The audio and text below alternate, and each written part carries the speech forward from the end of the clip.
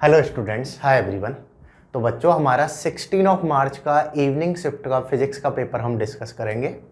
Discussion से पहले मैं आपको पेपर का एनालिसिस बता देता हूँ। जो फिजिक्स का हमारा एग्जाम रहा है सेकंड शिफ्ट का, पेपर का लेवल इजी और मॉडरेट के बीच में रहा है, बहुत ज़्यादा टफर साइड नहीं गया है। मोस्टली जो क्वेश्चन थे वो इजी लेवल के थे, डायरेक्ट फॉर्मूला बेसिस पर थे या कुछ डायरेक्टली 1 और 2 कॉन्सेप्ट अप्लाई करने पर सॉल्व हो रहे थे। कुछ 3 से 4 क्वेश्चंस हमारे ऐसे हैं जिनमें हमारा मॉडरेट लेवल बोल सकते हैं, मैं बोल सकता हूं जिनमें डिफिकल्टी लेवल को थोड़ा सा बढ़ाया गया है। ओवरऑल अगर पेपर का एनालिसिस बोला जाए तो वो इजी और मॉडरेट के बीच में है। तो आओ बच्चों, स्टार्ट करते हैं हमारा डिस्कशन पहले क्वेश्चन के साथ। अगर इसमें मैं एक और चीज़ ऐड करूं, 11th और 12th के पोर्शन की बातचीत करें तो ऑलमोस्ट इक्वल पोर्शन पूछा गया है इस वाले पेपर में। 11th के भी 14 to 15 क्वेश्चंस हैं, सेम हमारे 12th वाले पोर्शन से भी 14 to 15 क्वेश्चंस हैं। अभी हमारे पास 28 क्वेश्चंस आ चुके हैं आउट ऑफ 30। ये सारे मेमोरी बेस्ड क्वेश्चन हैं, लेकिन 28 हमारे पास हैं। अगर मैं 28 में से बताऊं तो 15 क्वेश्चन 11th के हैं एंड 13 क्वेश्चन हमारे 12th वाले पोर्शन से हैं। तो देखो बच्चों, पहले क्वेश्चन से हम स्टार्ट करते हैं। फर्स्ट आपको दिया हुआ है, a bullet of mass 0.01 kg collides with this stick that is hanging by a string, right. और आपको क्या बोला है, this stick rises to 9.8 centimetre.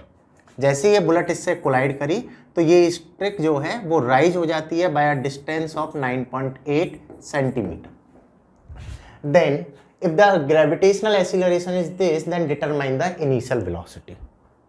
देखो बच्चों, ये जो क्वेश्चन है हमारा सेंटर ऑफ मास चैप्टर से है। अगर मैं इसमें कॉन्सेप्ट की बातचीत करूं तो सीधी सी बात है कि ये बुलेट पहले इससे कोलाइड करी, आफ्टर कोलिजन बुलेट इसी में एम्बेडेड रह जाती है। डेट मीन मैं बोल सकता हूं ये परफेक्टली इनइलास्टिक कोलिजन हो गया। और आपने पढ़ रखा है किसी भी टाइप का हमें कोलिजन दिया जाए, ऑल टाइम लीनियर मोमेंटम तो कंजर्व रहेगा। तो हमारा जो यहाँ पे फर्स्ट कॉन्सेप्ट अप्लाई होने वाला है, that is initial momentum of system equal to final momentum of system. चलिए अप्लाई करते हैं। इनिशियली बेटा ये जो बुलेट थी ये तो मूव कर रही थी, लेट से बुलेट का मास है स्मॉल m, तो मैं बोल दूंगा mass is m, velocity is u। Plus initially ये जो स्टिक थी ये हमारी रेस्ट में थी तो इसका इनिशियल मोमेंटम होगा 0 विच इज इक्वल टू। अब फाइनल अगर मैं इसमें कंडीशन चेक करता हूं तो फाइनली बुलेट हमारी इस स्टिक के अंदर ही रह गई है। Now this complete system is moving upward. ये अपवर्ड मूव करा है तभी ये ऊपर की हाइट तक रीच करेगा। डेट मीन मैं बोल दूंगा अब ये पूरा सिस्टम अगर v वेलोसिटी से मूव कर रहा है तो that is m plus m multiplied by v। बस अब आपको यहाँ पर वैल्यूज पुट करनी है। बुलेट का मास दिया हुआ है 0.01, वेलोसिटी है u, that is equal to, इसका मास है 5.99, ये है 0.01, तो टोटल मास हो जाएगा 6, velocity is v। Here you can say velocity of system that will become 0.01 u upon 6। इतनी वेलोसिटी से ये पूरा सिस्टम अब ऊपर जाएगा, करेक्ट। अगली प्रॉब्लम में क्या बोला है कि जब ये सिस्टम ऊपर जा रहा है तो ये 9.8 सेंटीमीटर तक ऊपर जाके रुक जाता है। तो सीधी सी बात है कि यहाँ पर ये इसके पास जो काइनेटिक एनर्जी है ऊपर जा रहा है तो वो पोटेंशियल एनर्जी में कन्वर्ट हो रही है। Overall I can apply here energy conservation ui plus के आई, डेट इज इक्वल टू होगा हमारा uf प्लस के एफ। अगर मैं यहाँ पर वैल्यू पुट करूँ तो इस वाले को मैं बेटा ग्राउंड कंसिडर कर लेता हूँ। ये ग्राउंड है तो initial potential energy 0, initial kinetic energy is half mv², पूरे सिस्टम का मास m है, डेट इज इक्वल टू, हुआ क्या है ये बेटा h हाइट तक चला गया, डेट मीन इसने गेन कर ली पोटेंशियल एनर्जी mgh। और कब तक ऊपर जाएगा, जब तक इसकी फाइनल वेलोसिटी 0 ना हो जाए, that means final kinetic energy हो जाएगी अपनी 0, करेक्ट। बस इसको सॉल्व करना है, m से m कैंसिल आउट हो जाएगा, यहाँ से मैं बोल दूंगा v²/2 which is equal to होगा gh। वैल्यू ऑफ v आपको गिवन है, डेट इज 0.01 u अपॉन 6 का whole square multiplied by 1/2 equal to gh। मुझे u यहाँ पर डिटरमाइन करना है, बस मुझे इस कैलकुलेशन को सॉल्व करना है। मैं इसको सॉल्व कर लूँगा तो मेरा आंसर यहाँ से डिटरमाइन हो जाएगा। अगर बेटा मैं यहाँ वैल्यूज पुट करूँगा, इसका होल स्क्वायर करोगे 10⁻⁻4 multiplied by u² upon 36, that is 1/2। Here g is 9.8 and h is also 9.8, correct। यहाँ से बेटा अगर आप u को लिखोगे तो वैल्यूज को ट्रांसपोज करके इधर ले जाओ, 36 इंटू 2 मल्टीप्लाइड बाई 9.8 का whole square upon 10 to the power -4। इसका स्क्वायर रूट अगर आप लोगे तो u that will become 6√2 multiplied by 9.8 multiplied by 10 to the power 2, और इसको सॉल्व करने पर ये नियरली आ जाएगा आपका 588√2 metre per second. That means इसका जो करेक्ट ऑप्शन होगा वो होगा अपना सेकेंड। एकदम आसान सी प्रॉब्लम थी, हम इसको बेटा वैसे मॉडरेट लेवल में डाल सकते हैं क्योंकि कैलकुलेशन वाइज टाइम कंज्यूमिंग है, लेकिन एकदम सिंपल है, परफेक्टली इन इलास्टिक कोलिजन में जो आप फर्स्ट प्रॉब्लम भी सॉल्व कर रहे होते हो। हालांकि हम जो प्रॉब्लम अटेम्प्ट करते हैं वो पेंडुलम के रेस्पेक्ट में करते हैं कि पेंडुलम कितनी हाइट तक जाएगा। सेम उसी टाइप की प्रॉब्लम है, यहाँ पर पेंडुलम की जगह आपको स्टिक दे दिया है, स्टिक कितनी हाइट तक जाएगी। आ रही है बात समझ में? और इसका फाइनल आंसर आ जाएगा हमारा 588√2 मीटर पर सेकेंड। चलिए अगले सेकंड प्रॉब्लम पे आते हैं। देखो बच्चों, अगली प्रॉब्लम है, आपको बोला है particle of mass 2 kg is placed at rest at origin, a force is acting on the particle, then determine the position vector. बोला क्या है आपको, देखिए कोई भी क्वेश्चन को सॉल्व करने का एकदम सिंपल सा पैटर्न होता है। सबसे पहले तो आपको गिवन डेटा लिखना है, जो भी डेटा आपको दिया हुआ है पहले आप उस डेटा को लिखो, देन जो भी कॉन्सेप्ट या फॉर्मूला उस डेटा से रिलेटेड है उस कॉन्सेप्ट और फॉर्मूला के बारे में सोचो, उस कॉन्सेप्ट और फॉर्मूला को लिखो। आफ्टर देन जो भी कॉन्सेप्ट फॉर्मूला यहाँ पर यूज होने वाला है उसको आपको अप्लाई करना है, देन कैलकुलेशन फॉलो करना है, आपका आंसर आ जाएगा। हर क्वेश्चन को सॉल्व करने का एक बेसिक सा फ्रेमवर्क है, इस फ्रेमवर्क को हम फॉलो कर रहे होते हैं। क्या करना है, जो भी डेटा दिया हुआ है पहले डेटा को लिखो, देन जो कॉन्सेप्ट या फॉर्मूला हमारा लगने वाला है उसको लिखना है, उसके बाद उस कॉन्सेप्ट फॉर्मूला को अप्लाई करो, कैलकुलेशन को फॉलो करो, आपको फाइनली अपना आंसर मिल जाएगा। करेक्ट। चलिए इसी पैटर्न को बेटा मैं यहां पर इस प्रॉब्लम में भी फॉलो करता हूं। आपको बोला है कि कोई भी पार्टिकल है जिसका मास है 2 kg, इस पर फोर्स हमारा अप्लाई हो रहा है 2i cap plus 3j cap plus 5k cap. Because of this force particle move करना स्टार्ट करता है। इनिशियली ये रेस्ट पर था, अब ये मूव करना स्टार्ट करता है और ये कोई डिस्प्लेसमेंट कवर कर लेता है 8i cap plus bj cap plus 20k cap. तो आपको बताना है इस b की वैल्यू क्या होगी। करेक्ट। ये डेटा हमें दिया हुआ है, पहले मैंने गिवन डेटा लिख लिया। अब देखिए कौन सा कॉन्सेप्ट मैं यहाँ पर यूज में ले सकता हूँ b को निकालने के लिए। अगर मैं चेक करूं तो इस बॉडी पर फोर्स अप्लाई हो रहा है, सिंपल सा है। अगर बॉडी पर फोर्स अप्लाई हो रहा है तो बॉडी का कोई ना कोई एक्सीलरेशन होगा, और अगर बॉडी का एक्सीलरेशन है तो पोजीशन को हम निकाल सकते हैं by using of kinematics equation, because here acceleration is uniform. आपने पढ़ रखा है रेक्टिलिनियर में, अगर एक्सीलरेशन यूनिफॉर्म है तो हमें इक्वेशंस यूज में लेनी है, बस उसी तरीके से बेटा यहाँ इक्वेशन यूज में लेनी है, डायरेक्टली आपका आंसर आ जाएगा। देखिए अगर मैं लिखता हूँ acceleration that is a force vector upon mass, here force is a twice of I cap plus thrice of J cap plus 5 of K cap divided by mass which is a 2 kg। Acceleration मिल गया। अगर बेटा मैं position vector का formula लिखूंगा तो आपने पढ़ा है position vector that is a initial velocity multiplied by T plus half acceleration vector multiplied by T square. मैंने सेकंड इक्वेशन ही क्यों यूज में ली, बिकॉज मुझे इनिशियल वेलोसिटी गिवन है, एक्सीलरेशन गिवन है और डिस्टेंस गिवन है, इनको रिलेट करती है हमारी सेकंड इक्वेशन, इसलिए मैं यहाँ पर सेकंड इक्वेशन यूज में ले रहा हूँ। बस आपको यहाँ पर वैल्यूज को पुट करना है। Position vector that is equal to initial velocity तो अपना कितना है बेटा 0, तो ये तो आ जाएगा 0 plus half, here acceleration is twice of I cap plus thrice of J cap plus 5 of K cap upon 2 multiplied by time. कितना टाइम दिया हुआ है हमें बेटा 4 सेकेंड। डेट में यहाँ पर मैं पुट करूंगा 4 का स्क्वायर हो जाएगा हमारा 16। इसको आप कट करोगे तो ये 4 टाइम्स कट होगा, यहाँ से आएगा position vector equal to 8i cap plus 12j cap plus 20k cap. Particle का जो पोजीशन वेक्टर होगा after 4 second which is equal to होगा दिस वन। आपको बोला है कि जो इसका पोजीशन वेक्टर है डेट इज इक्वल टू है हमारा 8 i cap plus b j cap plus 20 k cap. ये हमें दिया हुआ है। अगर मैं दोनों को कंपेयर करता हूं तो यहां से सीधी सीधी वैल्यू ऑफ b मुझे मिल जाएगा, डेट इज 12। डेट मीन इसका करेक्ट आंसर होगा 1। ये एकदम इजी लेवल की प्रॉब्लम है। सीधी सीधी काइनेमेटिक्स इक्वेशन हमें यूज में लेनी थी, s equal to u t plus half a t square. Directly आपका आंसर यहाँ पर मिल जाएगा। क्लियर? आ रही बात समझ में? चलिए अगली प्रॉब्लम पे आते हैं। साथ के साथ आप नोट डाउन भी कर सकते हो, इवन आप बाद में पेपर को सॉल्व भी कर सकते हो। अगले क्वेश्चन में बातचीत करते हैं। अगली प्रॉब्लम है बेटा हमारी करंट इलेक्ट्रिसिटी की, क्लास 12 का चैप्टर नंबर 3 है as per NCERT.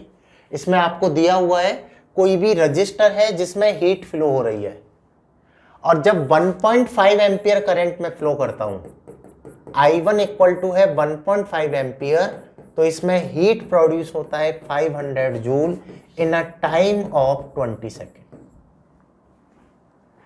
20 second time में इतनी करंट फ्लो कराने पर कितना हीट प्रोड्यूस हो रहा है हमारा? 500 जूल। अगले में क्या बोला है? When current is 3 ampere. अब मैं सेम रजिस्टर में 3 एम्पियर करंट फ्लो करा रहा हूं, तो आपसे पूछा है कितना हीट प्रोड्यूस होगा in same duration of time. Time जो है वो भी हमारा अभी सेम है, तो हीट की वैल्यू आपको बता दी है। जो भी डेटा मुझे दिया हुआ है उस गिवन डेटा को सबसे पहले आप लिख लो। अब इन गिवन डेटा से आप एनालाइज करो, इनको रिलेट करने वाला फॉर्मूला कौन सा है।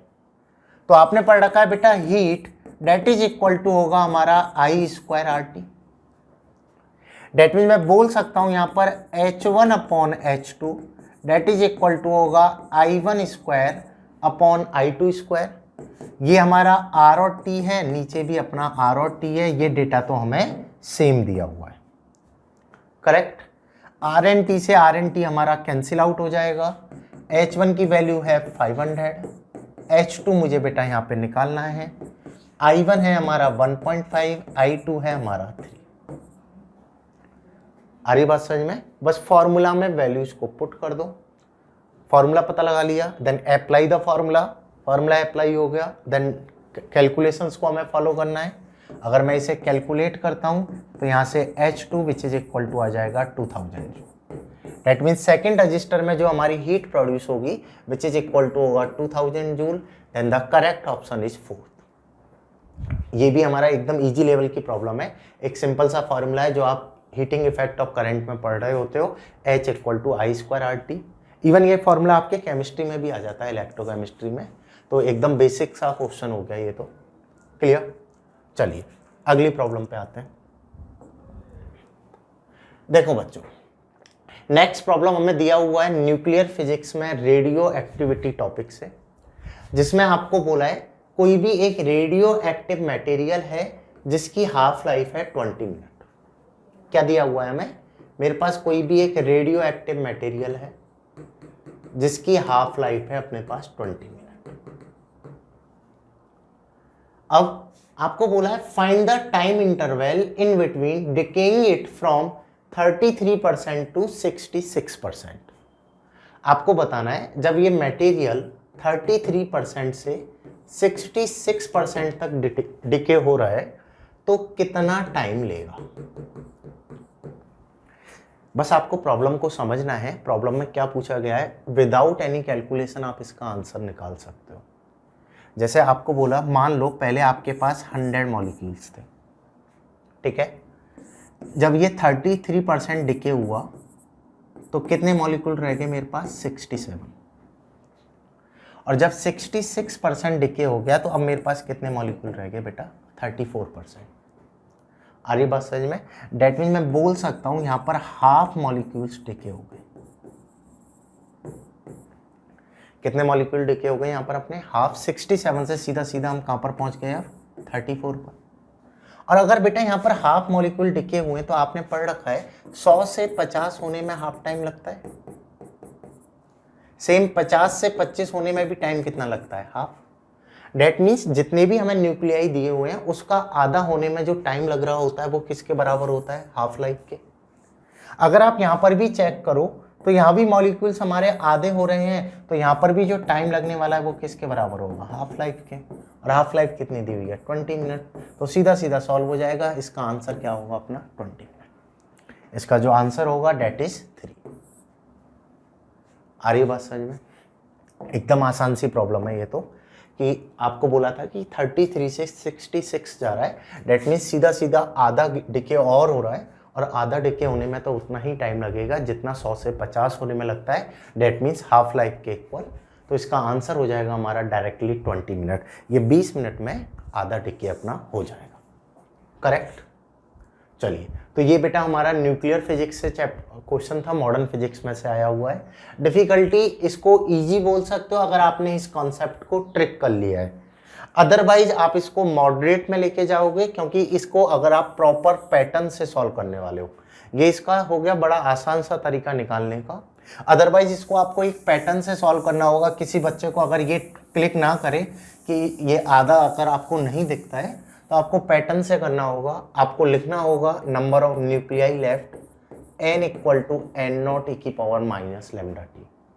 पहले 33 अगर डिके हुए हैं तो रिमेनिंग न्यूक्लियाई कितने थे, 67। इसमें टाइम लगा t1, फिर 66 रह गए तो रिमेनिंग है 34, ये आता है 0.34 n0 e⁻ लैम्डा t2, और फिर आप करते बेटा t2 माइनस t1, तो यहाँ से आंसर आपका निकल के आता। काफ़ी लेंदी हो जाती कैलकुलेशन, टाइम कंज्यूमिंग हो जाता, मिनिमम आपका 4 to 5 मिनट्स लेता। तो कभी भी है ना एनटीए इस वे में क्वेश्चन नहीं बना रहा होता है कि बहुत ज़्यादा लेंदी कैलकुलेशन आया, बच्चों को बहुत ज़्यादा टाइम लगे। तो अगर आपको कोई लेंदी कैलकुलेशन दी हुई है तो डेफिनेटली उसमें कोई ना कोई ट्रिक हमारी छिपी हुई है जो आसानी से उसे सॉल्व कर सकती है। जैसे इसमें 33 से 66 था, हाफ हुआ है, इसलिए टाइम लगा t हाफ के इक्वल, तो answer is 20 minute.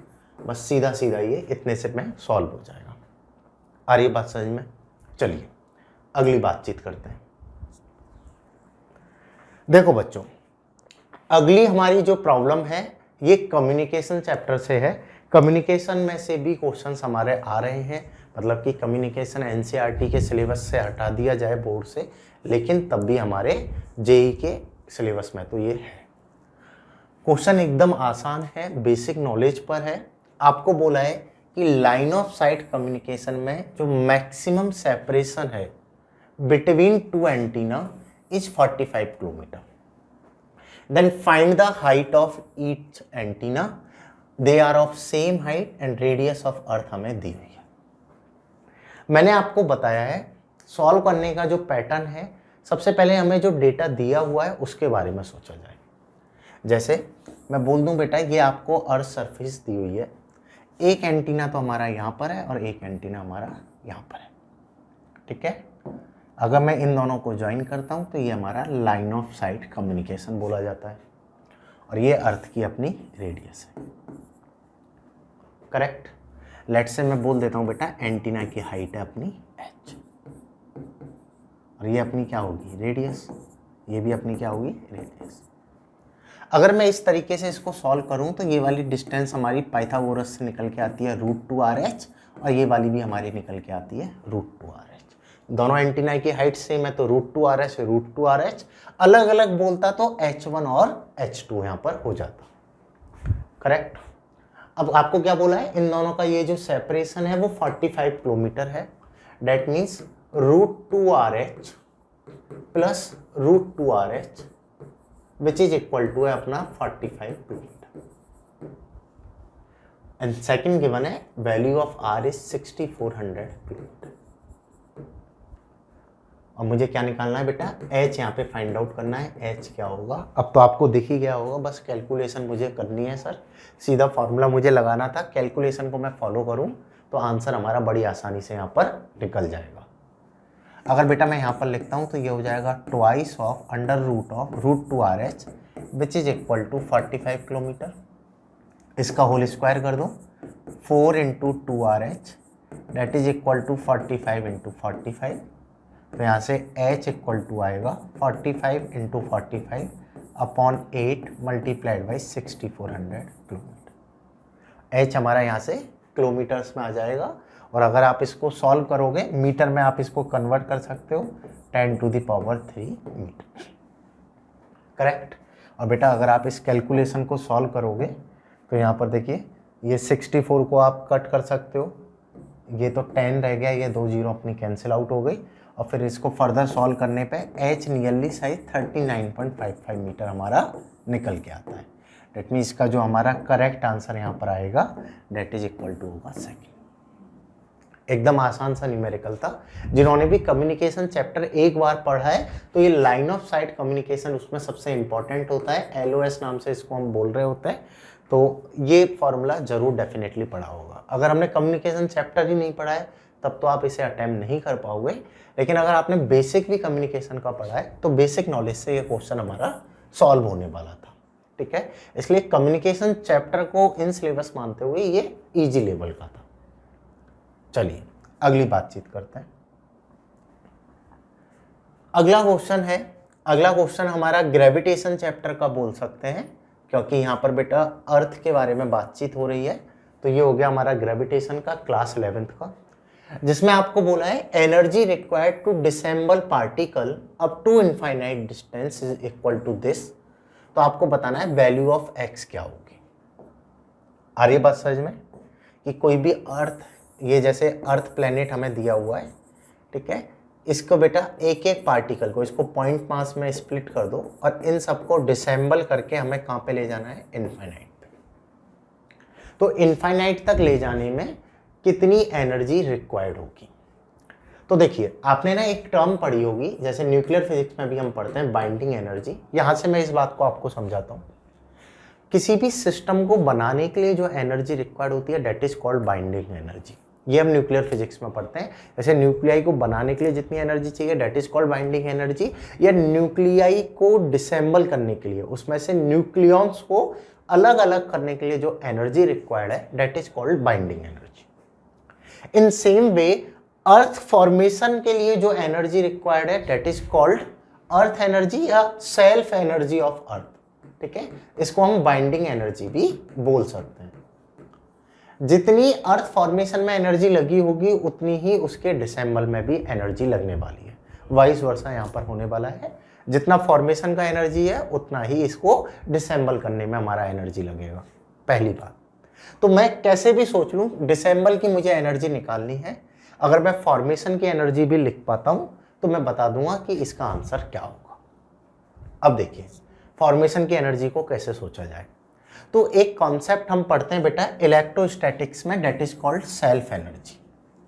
Self energy में दो सेल्फ एनर्जी के बारे में आप पढ़ते हो, एक तो hollow sphere, hollow conducting sphere, और एक सॉलिड कंडक्टिंग स्फीयर। मतलब क्या होता था सेल्फ एनर्जी का कि मुझे कोई भी एक सॉलिड कंडक्टिंग स्फीयर बनाना है तो मैं एक एक चार्ज को लेते हुए आ रहा हूं, तो टोटल चार्ज को लेकर एक मैंने सॉलिड स्फीयर बनाया है, तो इस बनाने में कितना वर्क डन होगा, और उसी वर्क डन को हम सेल्फ एनर्जी लिखते थे, जो आता था हमारा 3/5 kq²/r। ठीक है। सेम वे में जब हम बेटा ग्रेविटेशन में बातचीत करते हैं तो यहाँ पर हमारी बातचीत होती है मास पार्टिकल के रेस्पेक्ट में।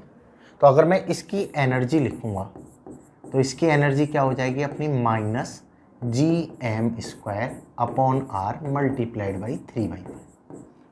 k की जगह अपना g आ जाता है, q की जगह अपना m आ जाता है, बाकी का जो रिजल्ट है वो अपना सेम रहता है। तो ओवरऑल मैं बोल दूंगा इसकी जो सेल्फ एनर्जी होगी वो इतनी होगी। बस इसको मुझे कंपेयर करना है बेटा। अगर मैं यहाँ पर कंपेयर करूँ तो x है यहाँ पर, और यहाँ पर क्या आ गया अपना 3, तो here x that is equal to होगा 3। डायरेक्ट फार्मूला पर क्वेश्चन था। आपने अगर सेल्फ एनर्जी का कॉन्सेप्ट पढ़ा हुआ है तो आप इसको सीधा सीधा लिख सकते थे x इक्वल टू 3। इसलिए बोला जाता है कि है ना डायरेक्ट मेमोरी बेस अब क्वेश्चन पूछने लगा है, तो जो काफ़ी अच्छे कॉन्सेप्ट होते हैं, जो हमारे ट्रिकी कॉन्सेप्ट होते हैं, उनमें से डायरेक्टली ये पूछ रहा है। तो एक एक कॉन्सेप्ट को आप काफ़ी बारीकी से अच्छे से पढ़ा करो। हर चैप्टर का हर टॉपिक इम्पॉर्टेंट है। अब इस तरफ ना भागना कि हमें इम्पॉर्टेंट टॉपिक बता दो, पूरा चैप्टर हमें कवर करना है अच्छे से, तभी हम क्वेश्चंस को कर पाते हैं। तो ये सेल्फ एनर्जी से हमारी प्रॉब्लम आ गई थी। चलिए अगले पर आते हैं।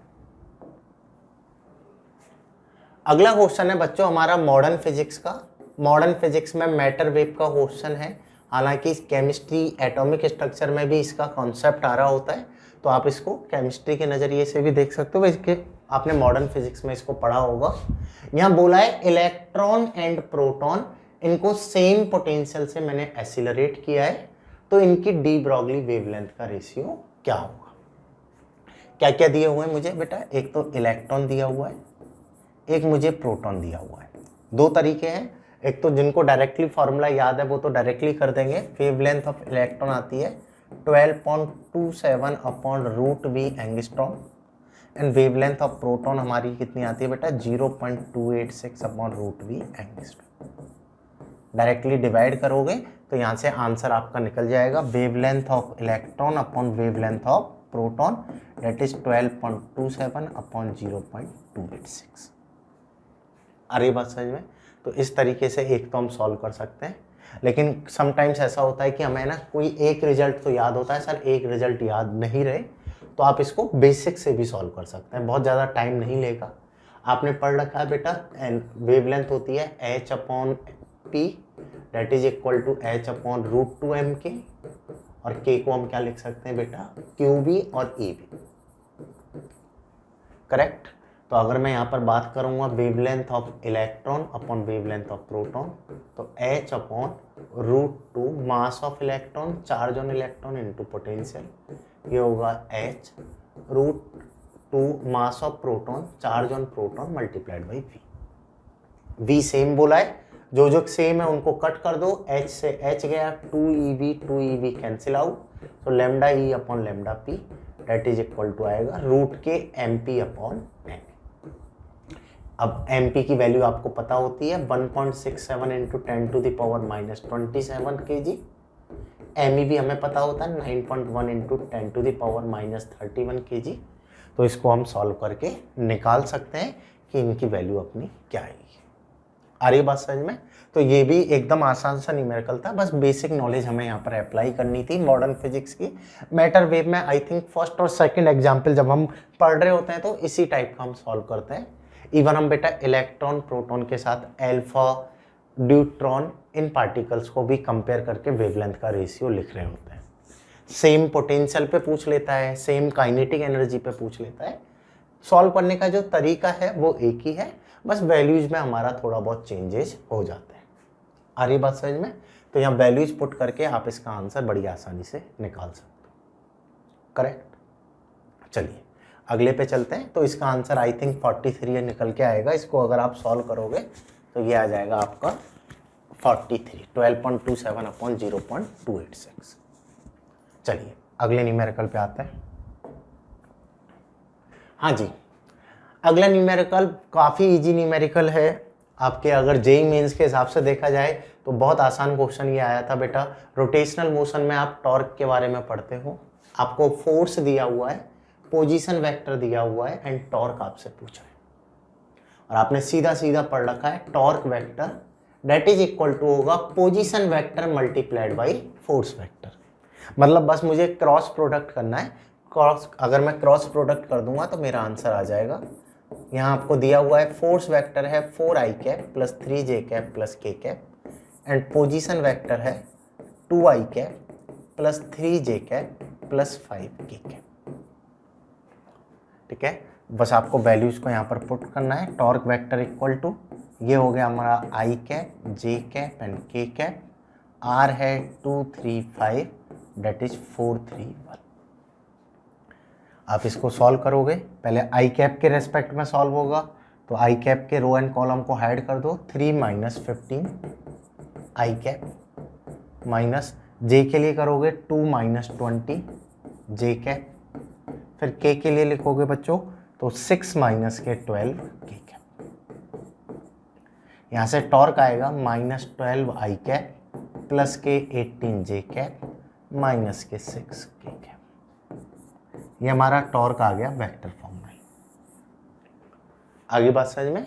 लेकिन आपसे मैग्नीट्यूड पूछा है तो वेक्टर फॉर्म में है, मैग्नीट्यूड ऑफ टॉर्क आप लिख सकते हो दैट इज इक्वल टू होगा under root of x component का whole square plus y component का whole square plus z component का होल स्क्वायर। और इसको आप सॉल्व कर सकते हो। 12 का हो जाएगा हमारा 144, 18 का होगा 324 और ये होगा हमारा 36। इसको मुझे सम करना है, सम करके स्क्वायर रूट लेना है। अगर आप इसको बेटा सम करोगे 6 and 4 10, 10 and 4 14, 4 आ गया तो 1 3 4, 4 and 2 6, 6 and 4 हो गया हमारा 10, 0 1 आ गया, 3 and 1 4 and 1 5, रूट 504 ये हमारा आ जाएगा। और नियरली अगर मैं इसको निकालता हूँ तो 22 का होता है 484, ठीक है, 23 हो जाएगा 529, तो ऑलमोस्ट 22 पॉइंट समथिंग ये हमारा निकल के आने वाला है।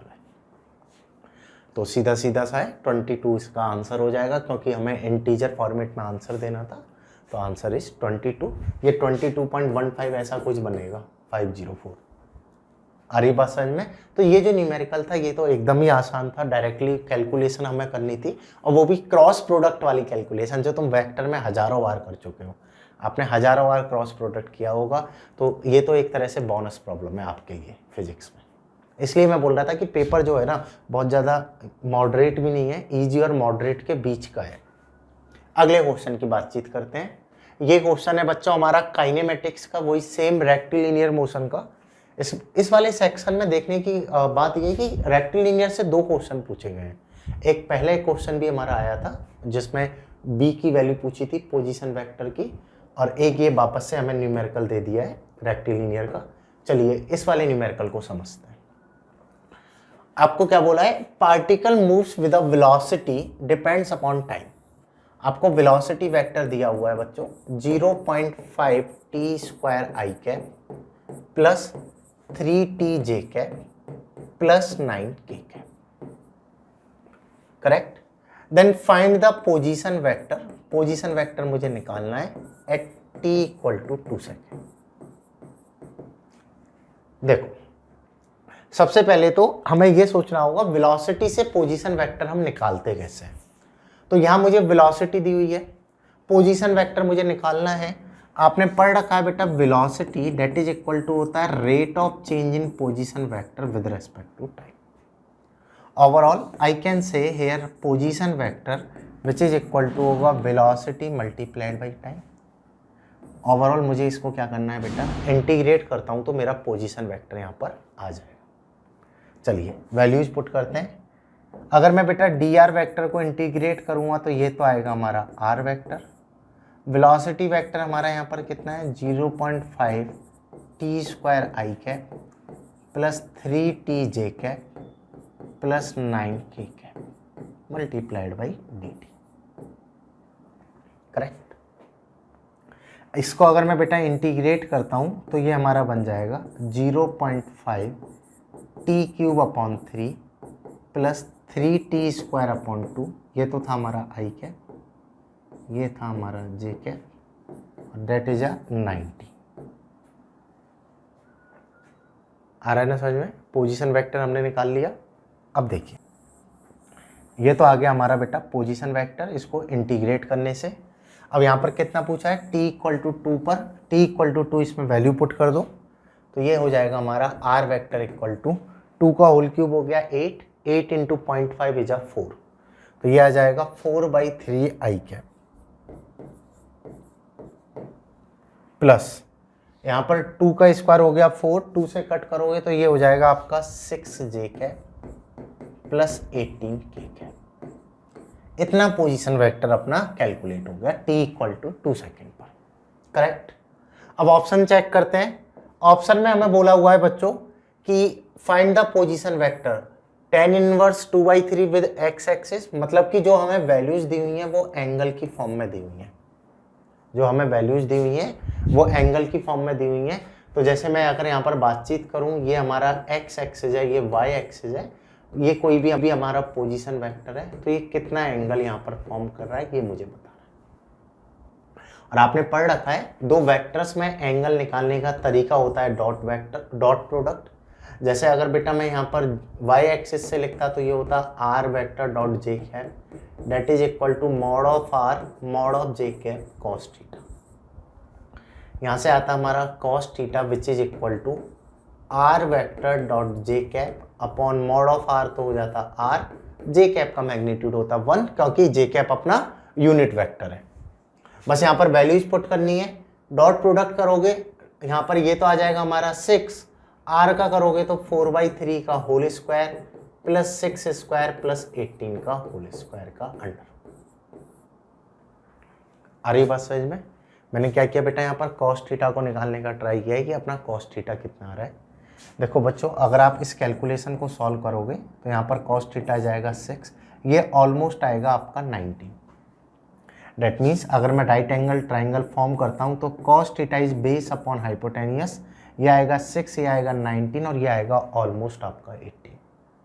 यहाँ से अगर आप टेन थीटा लिखोगे डेट इज इक्वल टू होगा perpendicular upon base which is nearly equal to आएगा 3। तो ओवरऑल यहाँ पर हो जाएगा tan inverse 3 with the y axis. यहाँ जो कैलकुलेशन थी वो थोड़ी ट्रिकी थी, कैलकुलेशन भी लेंथी है, टाइम लेगी 1-1.5 मिनट तो बेटा इस वाले पोर्शन को ही सॉल्व करने में लग जाएगा। बाकी ये वाला जो पोर्शन था ये एकदम आसान था, पोजीशन वेक्टर निकालना। वेलोसिटी से पोजीशन वेक्टर निकालने का एकदम आसान सा तरीका है। बस आपको क्या करना है बेटा, इंटीग्रेट कर देना है। जैसे ही आप इंटीग्रेट करोगे तो आपका फाइनल आंसर आसानी से कैलकुलेट यहाँ पर हो जाएगा। आ रही है बात समझ में? तो आंसर हो जाएगा इसका सेकंड। दो वेक्टर्स में एंगल निकालने के लिए हम डॉट प्रोडक्ट फॉलो करते हैं, डॉट प्रोडक्ट आपको आता ही है। चलिए अगले क्वेश्चन पे आते हैं। देखो बच्चों, अगली प्रॉब्लम है, आपको बोला है कोई भी कार्नोट इंजन है जिसका सोर्स टेम्परेचर आपको दिया हुआ है, एफिशिएंसी दी हुई है, सिंक टेम्परेचर पूछा है। बहुत ही आसान सी प्रॉब्लम है। Thermodynamics, second law of thermodynamics में आपने ये पढ़ा होगा। कार्नोट इंजन की एफिशिएंसी होती है बेटा 1 - T2 अपॉन T1। बस मुझे T1 और T2 की वैल्यू और एफिशिएंसी की वैल्यूज को रिलेट करके डेटा निकालना है। कितनी दी है एफिशिएंसी? 60%, मतलब 60/100 विच इज इक्वल टू 1 - T2 निकालना है। T1 कितना है? 127 डिग्री सेल्सियस। और ऑल टाइम टेम्परेचर हम किस में लेंगे? केल्विन में। तो ये कितना हो जाएगा? 400 केल्विन।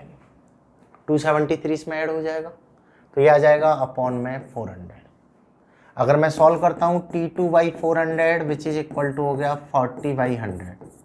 ये इधर जाएगा 1 - 60 अपॉन 100 से, 100 से इसको कट किया 4 टाइम्स, T2 आ गया बेटा हमारा 160 डिग्री केल्विन। आंसर भी हमारा किस में आएगा बेटा? केल्विन में। तो ये आ गया 160 केल्विन। लेकिन आंसर हमसे पूछा किस में? डिग्री सेल्सियस में। तो इसको आप डिग्री सेल्सियस में कन्वर्ट कर सकते हो। ये हो जाएगा 160 माइनस के 273 विच इज इक्वल टू ये आएगा 113 माइनस के डिग्री सेल्सियस। माइनस के 113 डिग्री सेल्सियस, 113 माइनस का ये रहा। तो इसका करेक्ट आंसर हो जाएगा 3। एकदम आसान सी प्रॉब्लम थी। सीधा सीधा फॉर्मूला में अप्लाई करना था, efficiency which is equal to 1 - T2 upon T1। इस पैटर्न को आप अगर फॉलो करते हो तो आंसर को बड़ी आसानी से निकाल लोगे। यहाँ पर आपको कोई भी दिक्कत नहीं आने वाली है। ठीक है, बहुत ही बेसिक लेवल की ये प्रॉब्लम थी। तो ये हो गया बेटा हमारा थर्मोडायनेमिक्स से। चलिए अगली प्रॉब्लम पे आते हैं। हाँ जी, नेक्स्ट प्रॉब्लम ये हमें रोटेशनल मोशन की दी हुई है। इसमें बोला है एक डिस्क है जो इंक्लाइन प्लेन पे रखी है। ये आपको डायग्राम भी दिया हुआ है और ये जो वेज है इसको फिक्स किया हुआ है। Acceleration of disc is this, then find the value of b. देखो बच्चों, सबसे आसान प्रॉब्लम मैं इसे बोलूँगा रोटेशनल मोशन की, क्योंकि आपने पढ़ा है रोटेशनल के चैप्टर में रोलिंग मोशन, और वहाँ पर हम टॉपिक में पढ़ते हैं बेटा rolling motion on inclined plane. कोई भी रिजिड बॉडी अगर इंक्लाइंड प्लेन पर रोलिंग मोशन परफॉर्म करती हुई आ रही है तो आपने उसका निकाला है बेटा, एक्सीलरेशन आता है g sin theta upon 1 + k² upon r²। Direct formula होता है हमारा acceleration that is equal to होगा g sin theta upon 1 + k² upon r²। बस वैल्यू यहाँ पे पुट कर दो। आपको क्या दिया हुआ है बेटा? डिस्क का मोमेंट ऑफ इनर्शिया कितना होगा? mr²/2। Compare it to mk²। तो k² upon r² that is equal to आ जाएगा 1/2। अगर मैं ये वैल्यू यहाँ पर डालता हूँ तो acceleration is g sin theta upon 1 + 1/2 that will become 3/2। ऊपर जाएगा तो ये हो जाएगा हमारा 2/3 g sin थीटा। अगर ये डिस्क रोल करते हुए इंक्लाइन प्लेन से मूव कर रही है तो इसका एक्सीलरेशन कितना आएगा बेटा 2/3 g sin theta, that means v की वैल्यू कितनी आ जाएगी 3। एकदम आसान सा न्यूमेरिकल दिया हुआ था आपको रोटेशनल मोशन चैप्टर से, बस आपको rolling motion of on incline plane famous topic है, सभी पढ़ते हैं इस टॉपिक को तो, और एक्सीलरेशन का फॉर्मूला भी बहुत फेमस है। इवन हम कंपेयर कर रहे होते हैं 4-5 बॉडीज को, रिंग लेते हैं, डिस्क लेते हैं, हॉलो स्फीयर लेते हैं, सॉलिड स्फीयर लेते हैं, उन सबको कंपेयर करके भी हम एक्सीलरेशन को निकालने का ट्राई करते हैं। तो एकदम आसान सा लॉजिक है, आसान से सिंपल से लॉजिक से आप निकाल सकते हो यहाँ पर b की वैल्यू क्या होगी, बस आपको एक्सीलरेशन की वैल्यू को यहाँ पर लिखना था। बात आ रही है समझ में? चलिए आगे चलते हैं।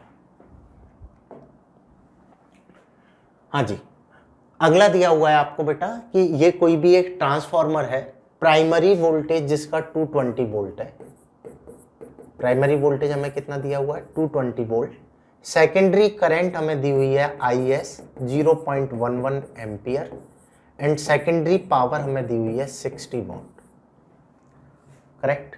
और आपसे पूछा है बेटा ट्रांसफार्मर स्टेप अप है या स्टेप डाउन है या ऑक्सिलरी है या इनमें से कोई भी नहीं, none of the above. Check करते हैं कि क्या होगा क्या नहीं होगा। देखो भाई, आपने सीधा सीधा पढ़ रखा है, दो टाइप के ट्रांसफार्मर होते हैं, एक होता है स्टेप अप, एक होता है स्टेप डाउन।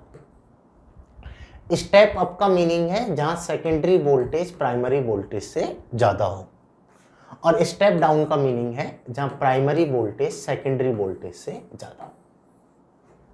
ठीक है, सिंपल सी बात है। तो मैं कैसे भी यहां पर सेकेंडरी वोल्टेज निकाल लूं, प्राइमरी वोल्टेज मुझे दिया हुआ है, दोनों को मैं अगर कंपेयर करूंगा तो पता लग जाएगा वो स्टेप अप है या स्टेप डाउन है। बात आ रही है समझ में?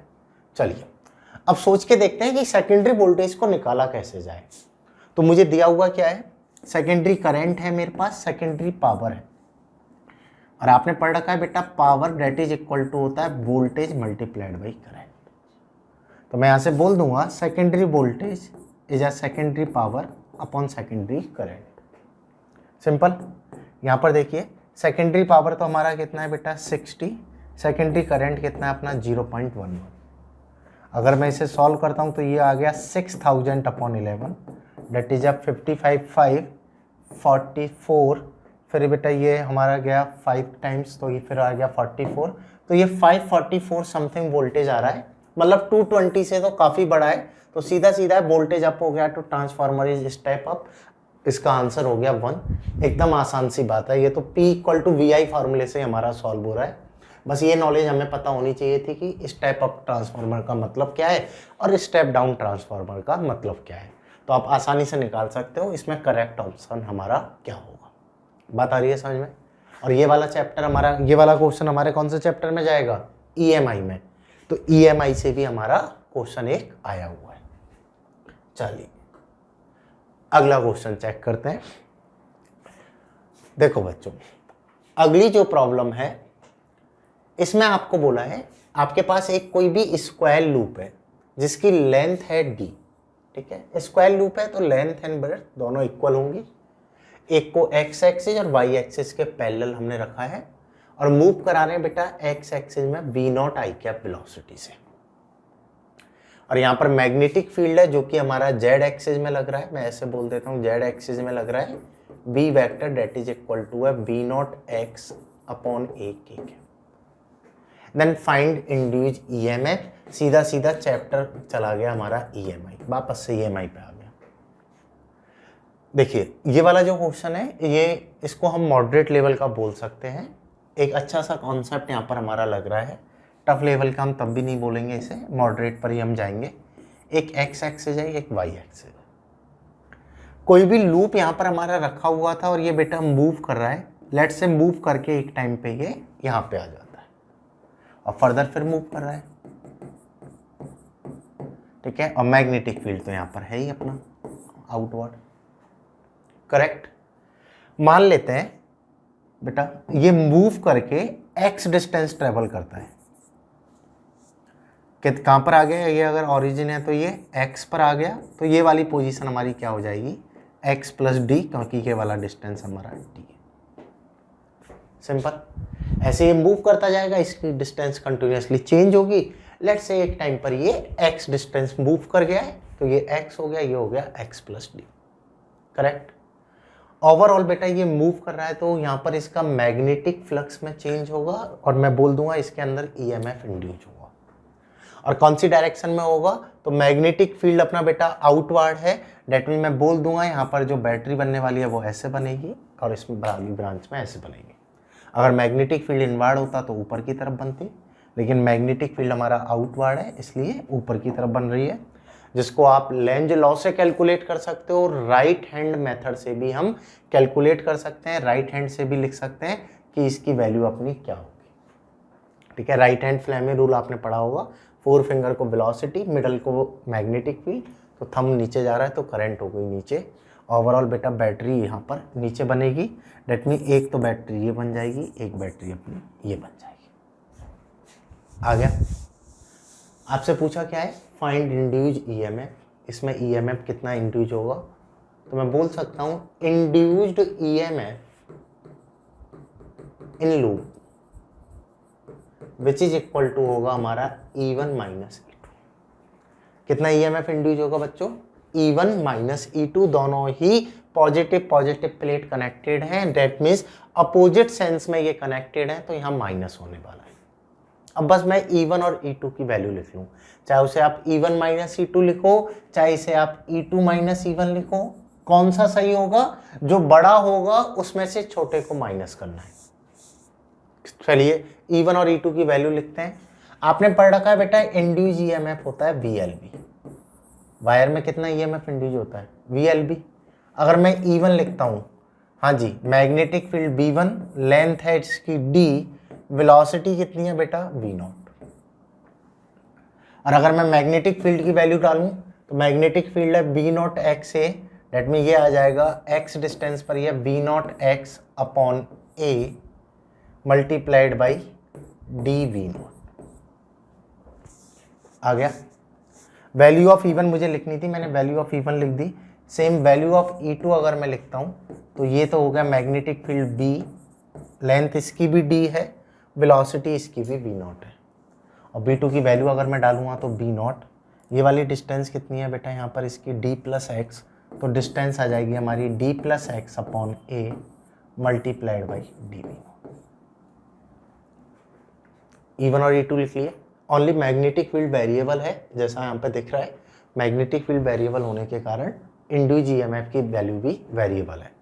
ओवरऑल बेटा अगर आप इसको सॉल्व करोगे, नीचे वाला बड़ा है तो नेट इंड्यूस ईएमएफ हो जाएगा हमारा E2 माइनस E1, x से x की टर्म्स कैंसिल आउट हो जाएगी, तो V0 d square V0 upon ए, ये आएगा। ऐसा कोई आंसर है तो देख लो, V0 d square V0 upon A. Let me, इसका करेक्ट आंसर क्या हो जाएगा हमारा? सेकंड। आ रहा है समझ में? तो ये वाले क्वेश्चन को हम मॉडरेट लेवल का बोल सकते हैं, EMI चैप्टर से आया हुआ है, एकदम आसान है। E1 और E2 दो बैटरी यहाँ पर बन जाएंगी, नेट इंड्यूस ईएमएफ हो जाएगा हमारा E1 माइनस E2। इस तरीके से बच्चों हम इसका आंसर लिख सकते हैं।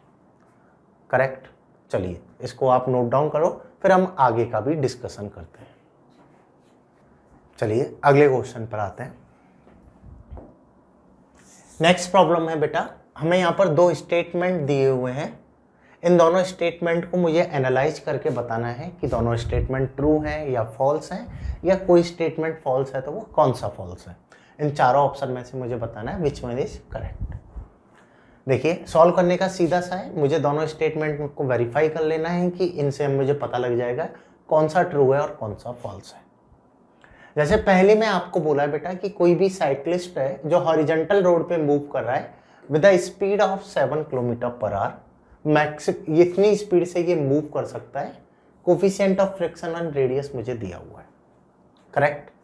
हालांकि ये क्वेश्चन जो है इसको हम फ्रिक्शन में भी पढ़ रहे होते हैं और सर्कुलर मोशन का भी हम इसको पार्ट बोल सकते हैं। तो देखो बच्चों, आपने पढ़ा है कि अगर कोई हॉरिजॉन्टल रोड पे मूव कर रहा है तो मैक्सिमम जो स्पीड पॉसिबल है डेट इज √μ/g। अगर मैं यहाँ से मैक्सिमम इसकी स्पीड निकालता हूँ, so here mu is 0.2, radius is 2, g is 10। इसको सॉल्व करने पर ये आ जाएगा √4, date is 2 metre per second. इतना मैक्सिमम स्पीड से ये जा सकता है, जिसको अगर मैं किलोमीटर पर आवर में कन्वर्ट करूं तो डेट इज 18/5, तो 36/5 which will become 7.2 kilometre per hour.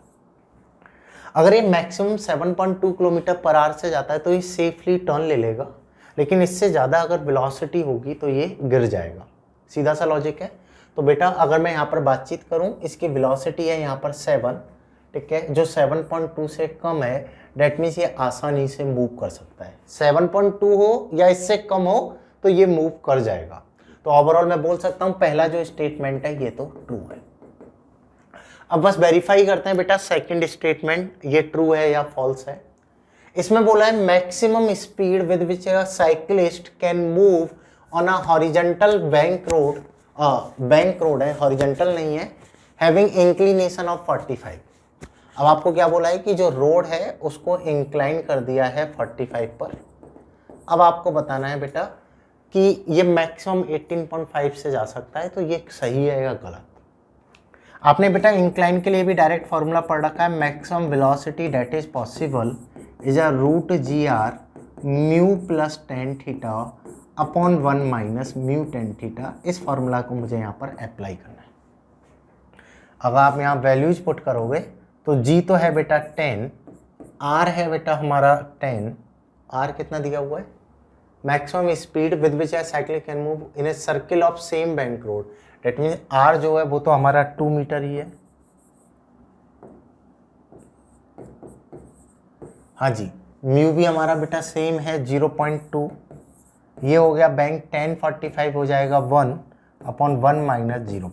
Direct लिख दूँ इसे, बस मुझे इसको सॉल्व करना है। अगर मैं यहाँ पर लिखा लूँ ऐसे तो ये आ जाएगा 12, ये है 1.2 अपॉन 0.8, इसको आप कट करोगे तो ये होगा 3, होगा 2, ये गया 6 टाइम्स, तो ये आ गया बेटा आपका √18। 6 × 3 कितना हो जाएगा, √18 metre per second, which is nearly equal to आएगा आपका 4.2, ठीक है। और इसको आप कन्वर्ट करोगे तो मल्टीप्लाइड बाई 18/5। 18/5 से अगर मैं इसे सॉल्व करता हूँ तो मैं यहाँ पर इसकी वेलोसिटी निकाल सकता हूँ, ठीक है। अगर आप इसकी वेलोसिटी निकालोगे तो ये नियरली सॉल्व करने पे आता है 19.5 किलोमीटर पर आवर। कहने का मतलब क्या है कि मैक्सिमम ये इंक्लाइंड रोड पर 19.5 किलोमीटर पर आवर स्पीड से जा सकता है, लेकिन आपको स्टेटमेंट में बोला है कि मैक्सिमम स्पीड 18.5 है। बट अगर इसकी 18.5 से ज़्यादा होती, अप टू 19.5 तक है, तो ये सेफली मूव करेगा, लेकिन 19.5 से अगर ज़्यादा है तो ये साइकिल गिर जाएगी या व्हीकल जो है वो पलट जाएगा। तो अगर क्वेश्चन में वर्ड मैक्सिमम दिया हुआ है उस हिसाब से बेटा ये स्टेटमेंट फॉल्स होगा। अगर क्वेश्चन में मैक्सिमम वर्ड नहीं है, ओनली स्पीड वर्ड दिया हुआ है, तो ये स्टेटमेंट ट्रू हो जाएगा, क्योंकि 18.5 से ये ट्रेवल कर सकता है, ये 19.5 से हमारा कम है। आ रही है बात समझ में? तो एकदम सिंपल सा न्यूमेरिकल है, जो फ्रिक्शन या सर्कुलर मोशन का आप हिस्सा बोल सकते हो। सीधा सीधा हमें बेटा फॉर्मूला लगाकर स्टेटमेंट को एनालाइज करना था। अगर यहाँ मैक्सिमम स्पीड बोला है उस बिहाफ पर हम इसे फॉल्स बोलेंगे, बिकॉज मैक्सिमम तो 19.5 पॉसिबल है, ना कि 18.5। लेकिन अगर ओनली स्पीड बोला है तो स्टेटमेंट को इस बिहाफ पर हम ट्रू बोलेंगे। क्लियर? आ रही बात समझ में? तो अगर मैं बेटा यहाँ पर इसी स्टेटमेंट को लेके चलूँ तो statement 1 is true, statement 2 is false. पहला वाला इसका आंसर जाएगा, लेकिन ओनली स्पीड को अगर लेके जाओगे तो आप सेकंड वाले को बोल सकते हो। आ रही बात समझ में? चलिए अगले वाले न्यूमेरिकल पे आते हैं। देखो बच्चों, नेक्स्ट न्यूमेरिकल है, यहाँ पर आपको बोला है एक स्विमर है जो स्विम कर रहा है with the speed of 12 metre per second in a still water. Speed of river आपको दी हुई है। Find the angle at which he should swim with downstream so that he reach directly opposite point on the other side. कहने का मतलब क्या है, ये आपको कोई भी रिवर दी हुई है, क्लियर? आपको बोला है रिवर तो फ्लो हो रही है बेटा with a velocity of 6 metre per second,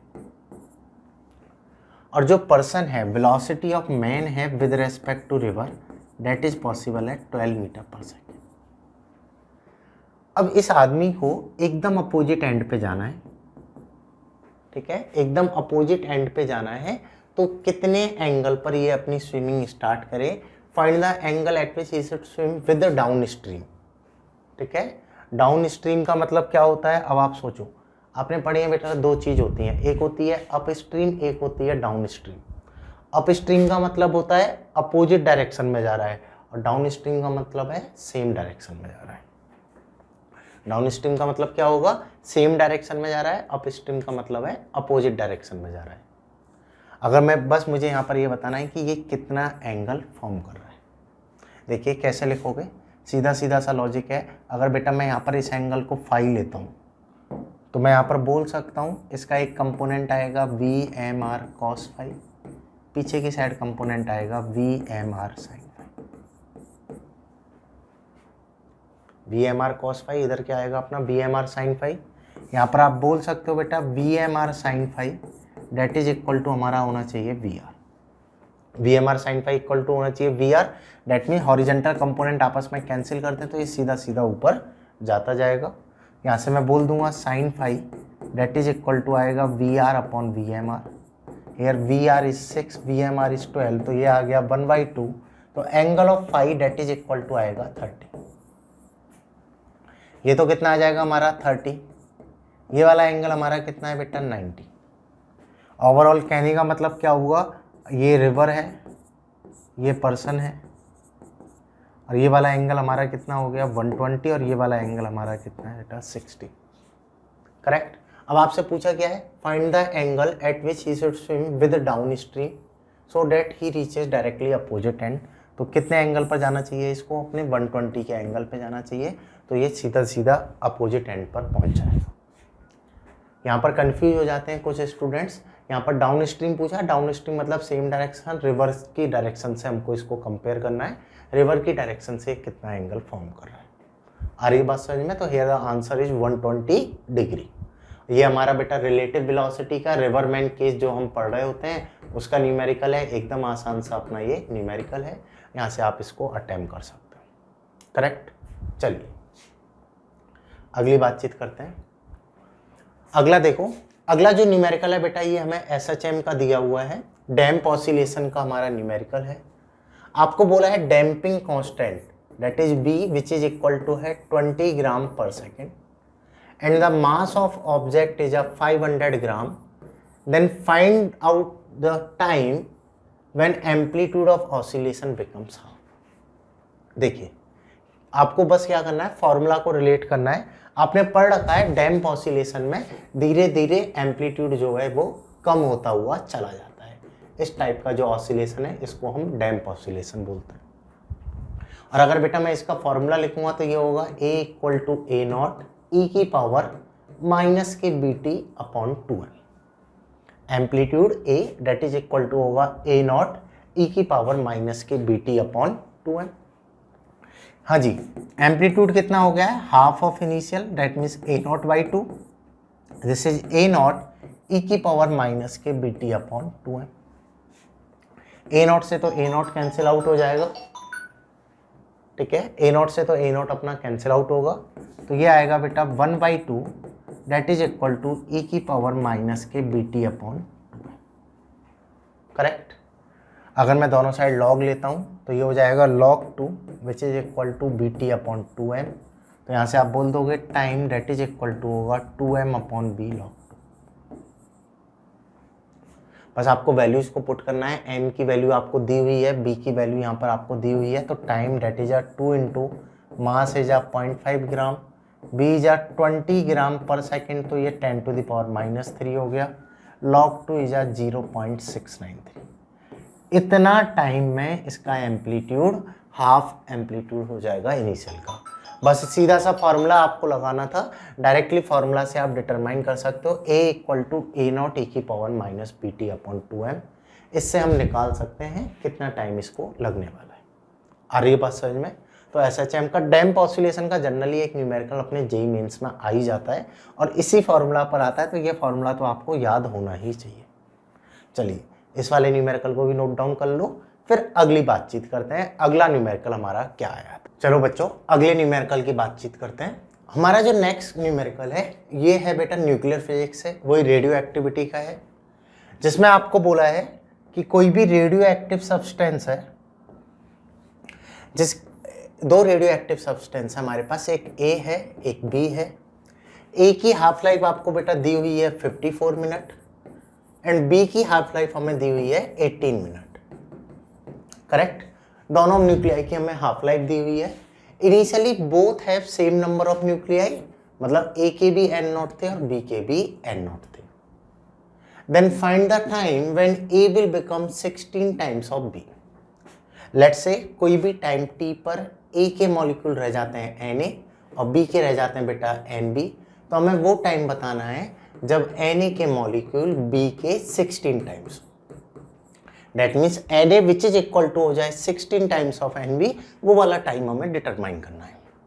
देखिए सीधी सी बात है, रेडियो एक्टिव न्यूक्लियाई है तो ये तो डिके हो रहा होगा, तो मैं यहाँ पर बोल सकता हूँ बेटा इनिशियल एन नॉट 1/2 की power T upon T half.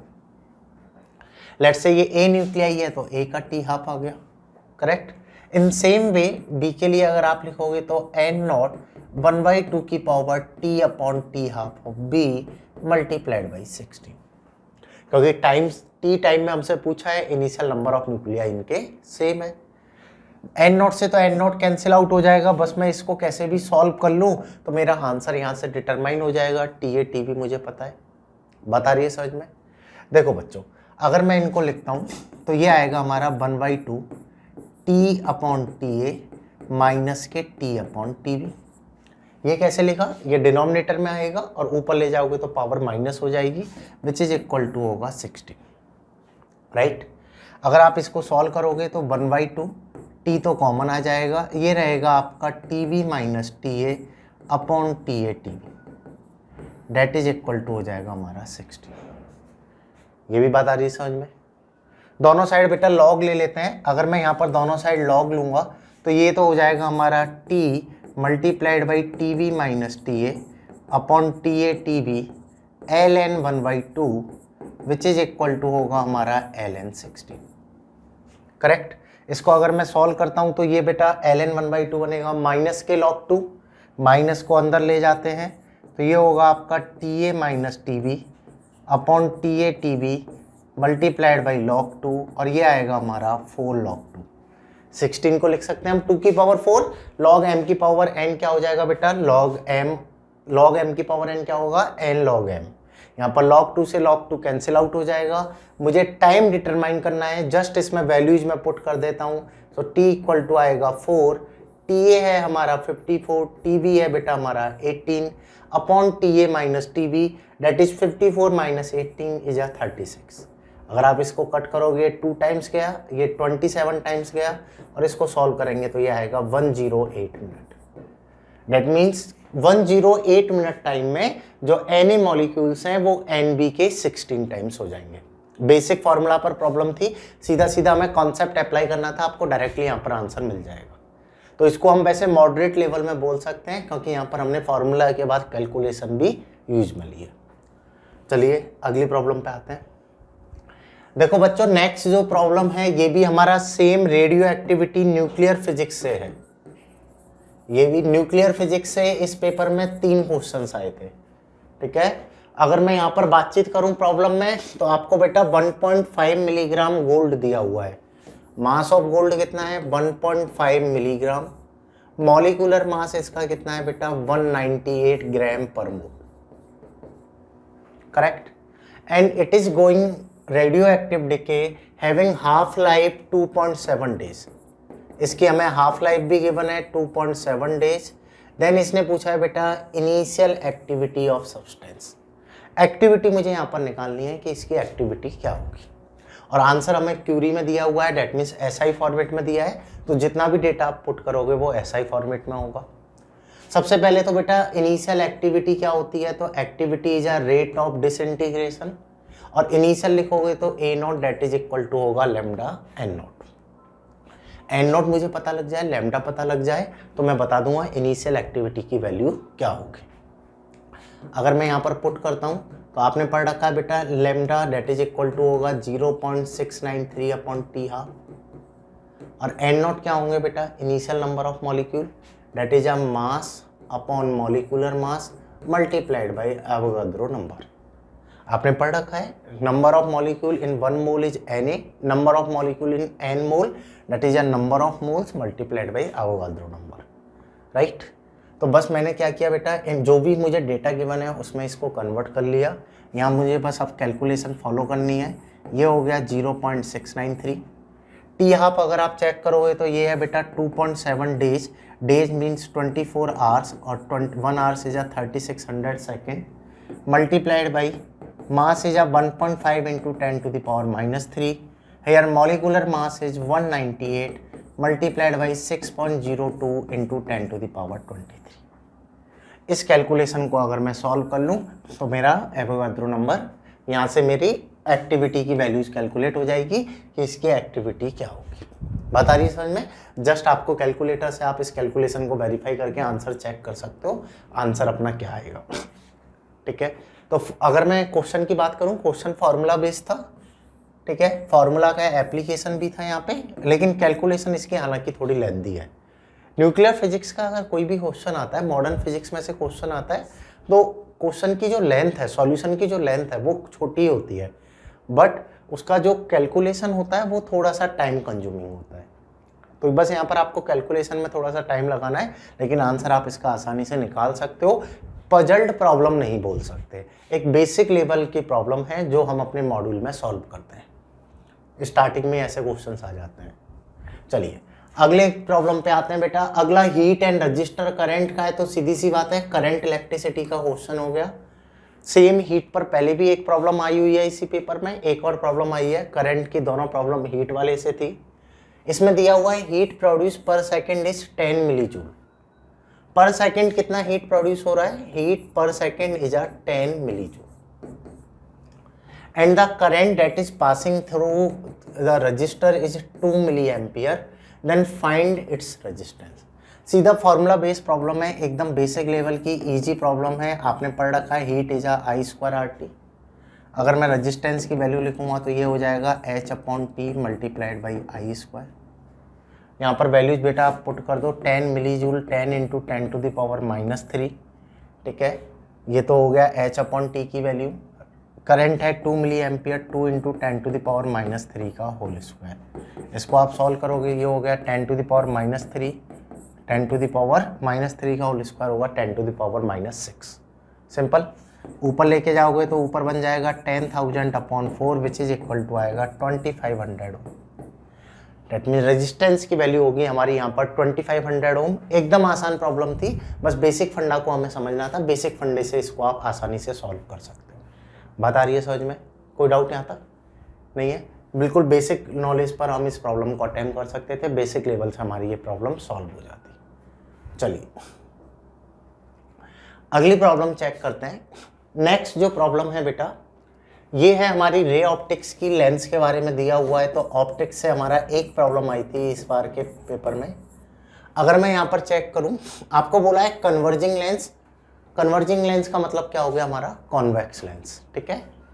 Is placed in the same medium. कहने का मतलब क्या है कि ये लेंस है, ये म्यू का बना हुआ है और इसके बाहर भी मीडियम क्या है बेटा? म्यू है। And its radius of curvature R R1 and R2, then focal length. Radius of curvature R1 R2 है, मुझे बताना है इसकी फोकल लेंथ क्या होगी। आपने पढ़ रखा है 1/f that is equal to होता है μ2 upon μ1 minus 1 multiplied by 1/R1 minus 1/R2। बस इस फॉर्मूला को आपको फॉलो करना है, आपका आंसर निकल जाएगा। देखो बच्चों, यहाँ पर अगर मैं चेक करूँ, μ1 होता है बाहर का मीडियम और μ2 होता है बेटा हमारा लेंस मीडियम। μ2 भी म्यू दिया हुआ है, μ1 भी म्यू दिया हुआ है। वैल्यू अगर मैं यहाँ पर पुट करूँगा μ upon μ minus 1 multiplied by 1/R1 minus 1/R2। Mu upon mu से आएगा 1, 1 माइनस 1 आ गया 0, तो 1/f होगा 0। That means f equal to आएगा इनफाइनाइट। आ रही बात समझ में? तो इसकी फोकल लेंथ होगी infinite. That means correct option here is A. इसकी फोकल लेंथ क्या होगी? इनफाइनाइट। और इसका जो करेक्ट आंसर होगा डेट इज 1। चलिए नेक्स्ट प्रॉब्लम में बेटा हमारा थर्मल प्रॉपर्टीज ऑफ मैटर का, जिसमें आप टॉपिक पढ़ते हो बाई मेटालिक स्ट्रिप, उसका डायरेक्ट आपको क्वेश्चन पूछा हुआ है। आपको बोला है कि एक कोई भी बेटा बाई मेटालिक स्ट्रिप है जिसके लीनियर एक्सपेंशन कोफिशिएंट आपको दिए हुए हैं alpha A and alpha B, और यहाँ बोला है ए की वैल्यू जो है वो बी की वैल्यू से ज़्यादा है, ठीक है। Now temperature is decrease, then correct option. देखो बच्चों क्या बोला है, दो ये रॉड है, एक अल्फा ए है और एक अल्फा बी है। अल्फा ए बड़ा है अल्फा बी से, मतलब कि पहले वाले में चेंज ज़्यादा नोटिस होगा कंपेरेटिवली टू सेकंड वाला। ए में ज़्यादा चेंज होगा कंपेरेटिवली टू सेकंड वाला, क्योंकि आपने पढ़ा है change in length upon length is alpha delta theta. Alpha जितना ज़्यादा होगा चेंज उतना ज़्यादा होगा। अब अगर मैं टेम्परेचर कम कर रहा हूँ तो बेटा यहाँ पर लेंथ क्या होगी, डिक्रीज होगी। लेंथ डिक्रीज होगी तो छोटे वाले की लेंथ ज़्यादा कम हो जाएगी, जो अल्फा ए है। बड़े वाले की लेंथ क्या होगी, हमारी ज़्यादा रहेगी। लेट मी इसको अगर मैं डायग्राम बनाता हूँ तो ये कुछ ऐसे बन जाएगा।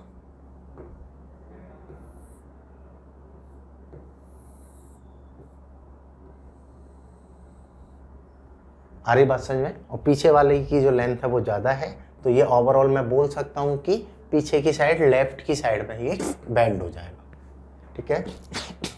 आ रही ना बात समझ में? सीधा सा है, जैसे आपने बाई मेटालिक स्टिक का न्यूमेरिकल भी पढ़ा होगा, उसमें बाई मेटालिक स्टिक को हम ऐसे रखते थे, ऊपर वाले का बेटा थर्मल कोफिशिएंट ज़्यादा होता था तो ऊपर वाले में एक्सपेंशन ज़्यादा होता था। इवन हम यहाँ पर एंगल भी निकालते थे कि कितने एंगल पर ये रोटेट होगा, ठीक है। इसने तो एंगल ना पूछ के ओनली कॉन्सेप्चुअल प्रॉब्लम पूछी है। एक ऑप्शन दिया है श्रिंक होगा या नहीं, तो श्रिंक तो नहीं होगा, ठीक है, बेंड ही होगा, ठीक है। और कितना बेंड, किधर की साइड बेंड हो जाएगा, लेफ्ट की साइड। ये बाई मेटालिक स्ट्रिप का नेचर होता है। आई बात समझ में? चलिए अगला क्वेश्चन। तो ये तो कॉन्सेप्चुअल प्रॉब्लम थी जिसको हम इजी लेवल प्रॉब्लम बोल सकते हैं। अगर आपने कॉन्सेप्ट पढ़ा है, कॉन्सेप्ट नहीं पढ़ा उनके लिए थोड़ी सी मॉडरेट प्रॉब्लम हो गई। अगला ये जो क्वेश्चन है ये है बेटा हमारा मैग्नेटिक इफेक्ट ऑफ करंट का, एकदम आसान सा न्यूमेरिकल है। इसमें बोला है a charge Q is moved in magnetic field by distance dl, then find the work done by magnetic field. देखो बच्चों कोई भी चार्ज है वो मैग्नेटिक फील्ड में मूव कर रहा है, करेक्ट। आपको बताना है वर्क डन कितना होगा। आपने पढ़ा है work done that is equal to होता है force vector dot of displacement vector, जिसको मैं लिख सकता हूँ बेटा F D L cos theta, right. देखिए ये एकदम बेसिक है, इजी है, जो आप हमेशा पढ़ते हो कि जो मैग्नेटिक फोर्स है वो एक्ट करेगा बेटा एज अ सेंटीपिटल फोर्स, मतलब कि वो बेटा मोशन के परपेंडिकुलर अप्लाई होगा, और परपेंडिकुलर अगर अप्लाई होगा तो ऑल टाइम यहाँ पर थीटा होगा 90 and work done by magnetic force आता है 0। चाहे वो work done by magnetic force पूछे या power imparted by magnetic force पूछे, ऑल टाइम इनकी वैल्यू क्या रहती है, 0, क्योंकि जो मैग्नेटिक फोर्स है वो तो मोशन के परपेंडिकुलर है and overall particle circular path में मूव करता है। आपने पढ़ रखा है मैग्नेटिक फोर्स एक्ट करता है एज अ सेंटीपिटल फोर्स, तो एफ और डी एल आपस में परपेंडिकुलर होंगे, थीटा 90 होगा तो कॉस 90 से हमारा आ जाएगा 0, तो ओवरऑल वर्क डन होगा 0, that means correct answer is 1। ये भी एकदम आसान था, ठीक है, एकदम इजी लेवल की प्रॉब्लम थी। ओवरऑल इजी और मॉडरेट के बीच में पेपर बोला जा सकता है। अगली प्रॉब्लम, नेक्स्ट जो हमारी प्रॉब्लम है बच्चों ये लॉजिक गेट की है। आपको आइडेंटिफाई करके बताना है कौन सा लॉजिक गेट है।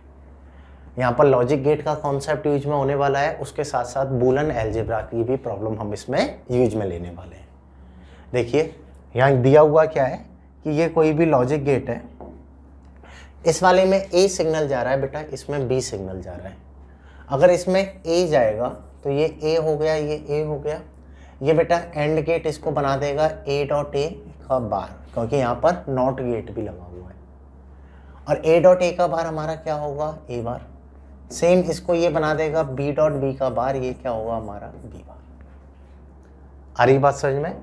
तो यहाँ से तो आया बेटा हमारा ए बार और इधर से आ रहा है बच्चों हमारा बी बार। जैसे ये इसमें एंटर करेगा तो ये इसको बनाएगा ए बार डॉट बी बार का होल बार, लिख सकता हूँ इसे ऐसे। और आपने पढ़ रखा है ए बार डॉट बी बार का whole bar that is equal to A bar bar plus B bar bar. Property आपने पढ़ी हुई है ब्यूलन अलजेब्रा में, ए डॉट बी का बार होता है ए बार प्लस बी बार। तो ये स्प्लिट कर दिया, ओवरऑल बार बार से ए रह जाएगा और यहाँ पर बी रह जाएगा, तो हमारा यहाँ पर फाइनली आ रहा है बेटा ए प्लस बी। अब ए प्लस बी बच्चों हमारा इसमें आगे जा रहा है। अगर मैं यहाँ पर बातचीत करूँ, इसमें ए प्लस बी जा रहा है, तो ये हो गया A plus B dot A plus B का बार। और अगर मैं इसको लिखना चाहूँ तो इसको हम क्या लिख सकते हैं, ए प्लस बी का बार। और ए प्लस बी का बार मतलब कौन सा गेट हो गया, नॉर गेट। आ रही है बात समझ में? ए प्लस बी होता है और अगर उसके ऊपर बार आ जाए तो वो कौन सा बन जाएगा, नॉर गेट। एकदम आसान सा लॉजिक गेट की प्रॉब्लम थी, कॉन्सेप्चुअल डील करनी है। लॉजिक गेट के साथ बूलन अलजेब्रा को याद रखना है। एक फॉर्मूला ये होता है और एक होता है ए प्लस बी का bar that is equal to A bar dot B bar. Generally इन दो आइडेंटिटीज पर ही प्रॉब्लम आती है, क्योंकि इन पर हमारा प्रॉब्लम थोड़ा कॉन्सेप्चुअल बन जाता है। तो जनरली इन आइडेंटिटीज पर प्रॉब्लम आपसे पूछ लेता है। इन आइडेंटिटीज को आपको याद में रखना है। आ रही है बात समझ में? चलिए आगे की बातचीत करते हैं। अगला प्रॉब्लम है बेटा हमारा कैपेसिटर का। इसमें क्या बोला है कि कोई भी एक पैरेलल प्लेट कैपेसिटर है जिसमें हमने डाइइलेक्ट्रिक फिल कर दिया है। इसका एरिया आपको दिया हुआ है बेटा 2 मीटर स्क्वायर एंड डी की वैल्यू हमें दी हुई है बच्चों 1 मीटर। कैपेसिटेंस आपसे पूछा है, कैपेसिटेंस क्या होगा। एक तो सीधा सीधा सा पैटर्न है बेटा, ये दो कैपेसिटर हो गए जो दोनों कैसे कनेक्टेड है, सीरीज में। इसमें डाइइलेक्ट्रिक भरा हुआ है और इसमें वैक्यूम है। अगर मैं इसका कैपेसिटेंस लिखूंगा तो ये आएगा के ए epsilon not upon D by 2 और मैं इसका लिखूंगा तो ये आएगा बेटा ए epsilon not upon D by 2। दोनों सीरीज में है, इक्विवेलेंट आप लिख दोगे C1 C2 upon C1 plus C2। तो यहाँ से आ जाएगा C इक्वल टू, ये हो गया बेटा 2 के ए epsilon not upon D multiplied by A epsilon not upon D by 2 upon A epsilon not upon D. मैं इसमें कॉमन ले लेता हूँ तो यहाँ पर रहेगा 2k प्लस 2। करेक्ट? मैंने बस क्या किया, वैल्यूज को अरेंज कर दिया है। यहाँ पर ए एप्सिलॉन नॉट डी से ए epsilon not D cancel out हो जाएगा, 2 कॉमन आके एक 2 कैंसिल आउट हो जाएगा। C इक्वल टू आएगा बच्चों यहाँ पर 2k A epsilon not upon D upon k plus 1।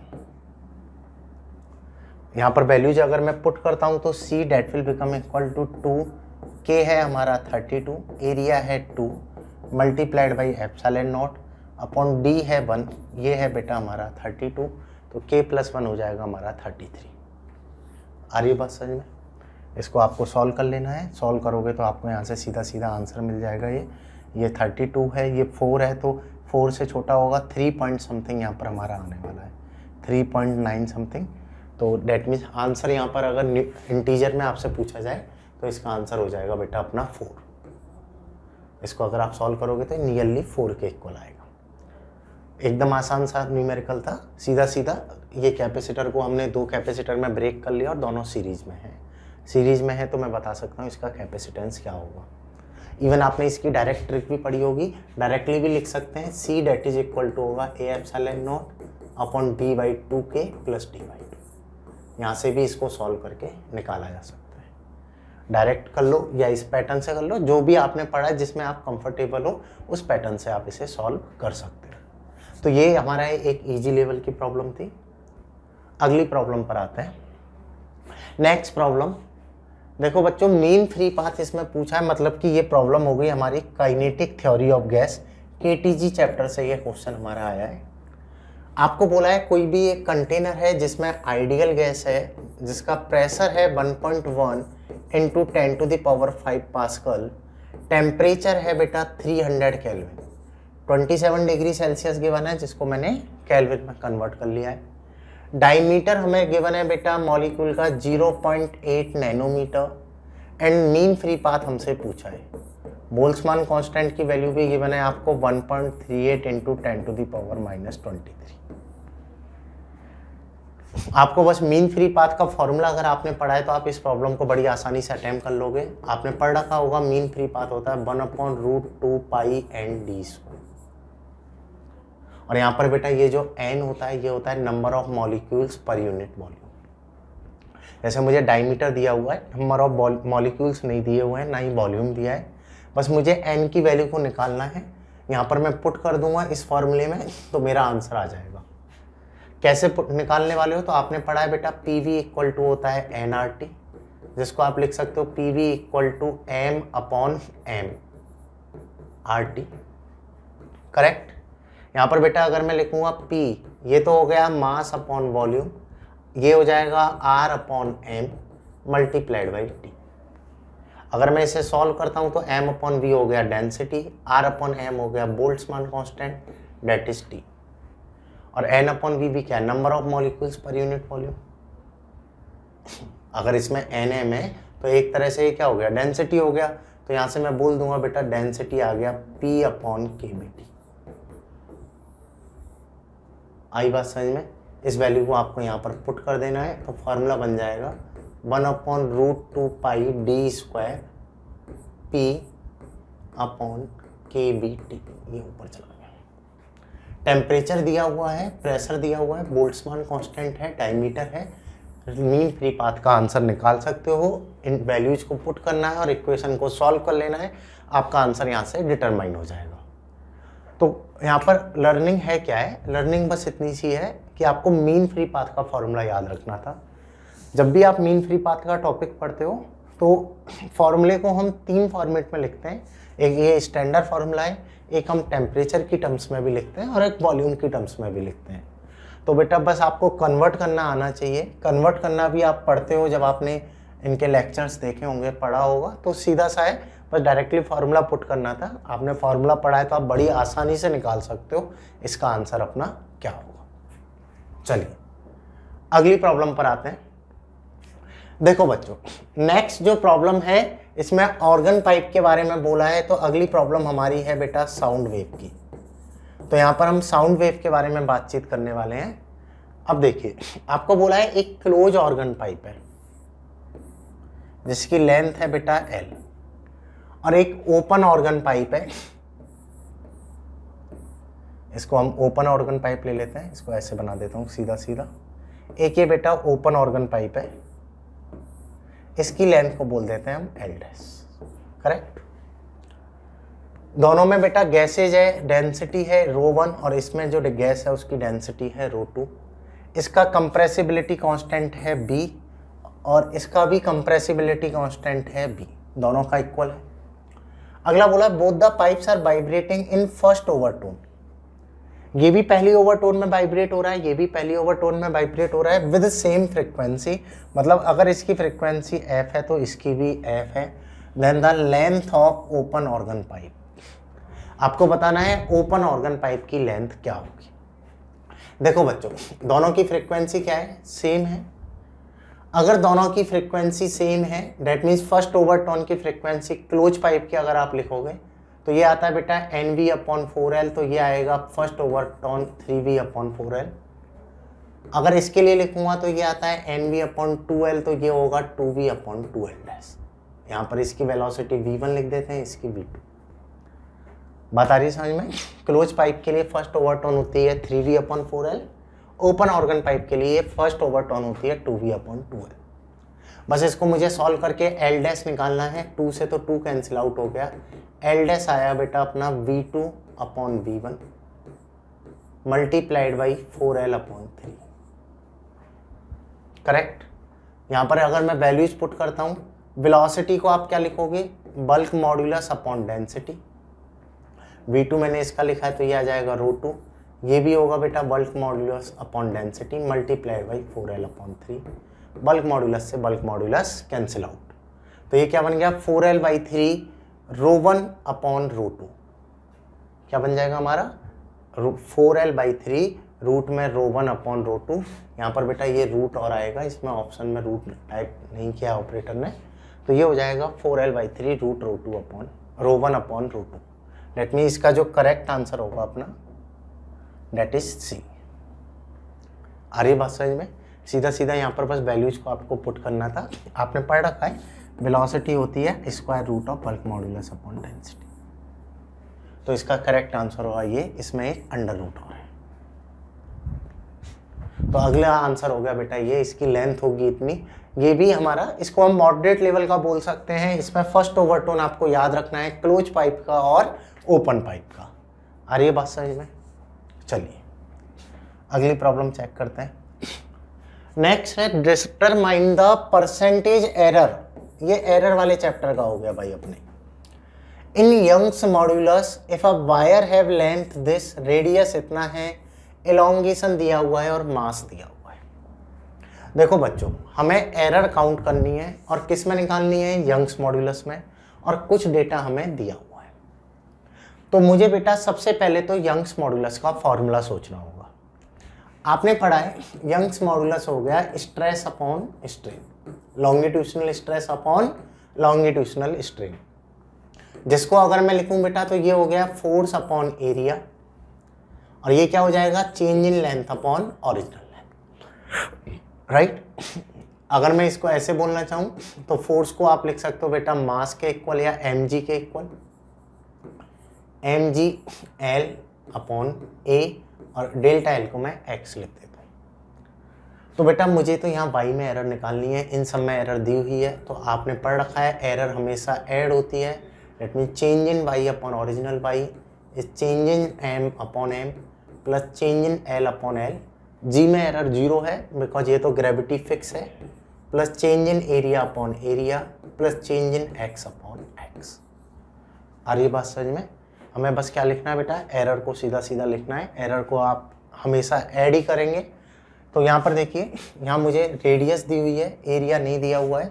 अगर मैं इसको सॉल्व करना चाहूँ तो एरिया को मैं लिख सकता हूँ पाई आर स्क्वायर, और अगर मैं बेटा इसे पाई आर स्क्वायर लिखूँगा तो ये हो जाएगा हमारा twice of delta R upon are.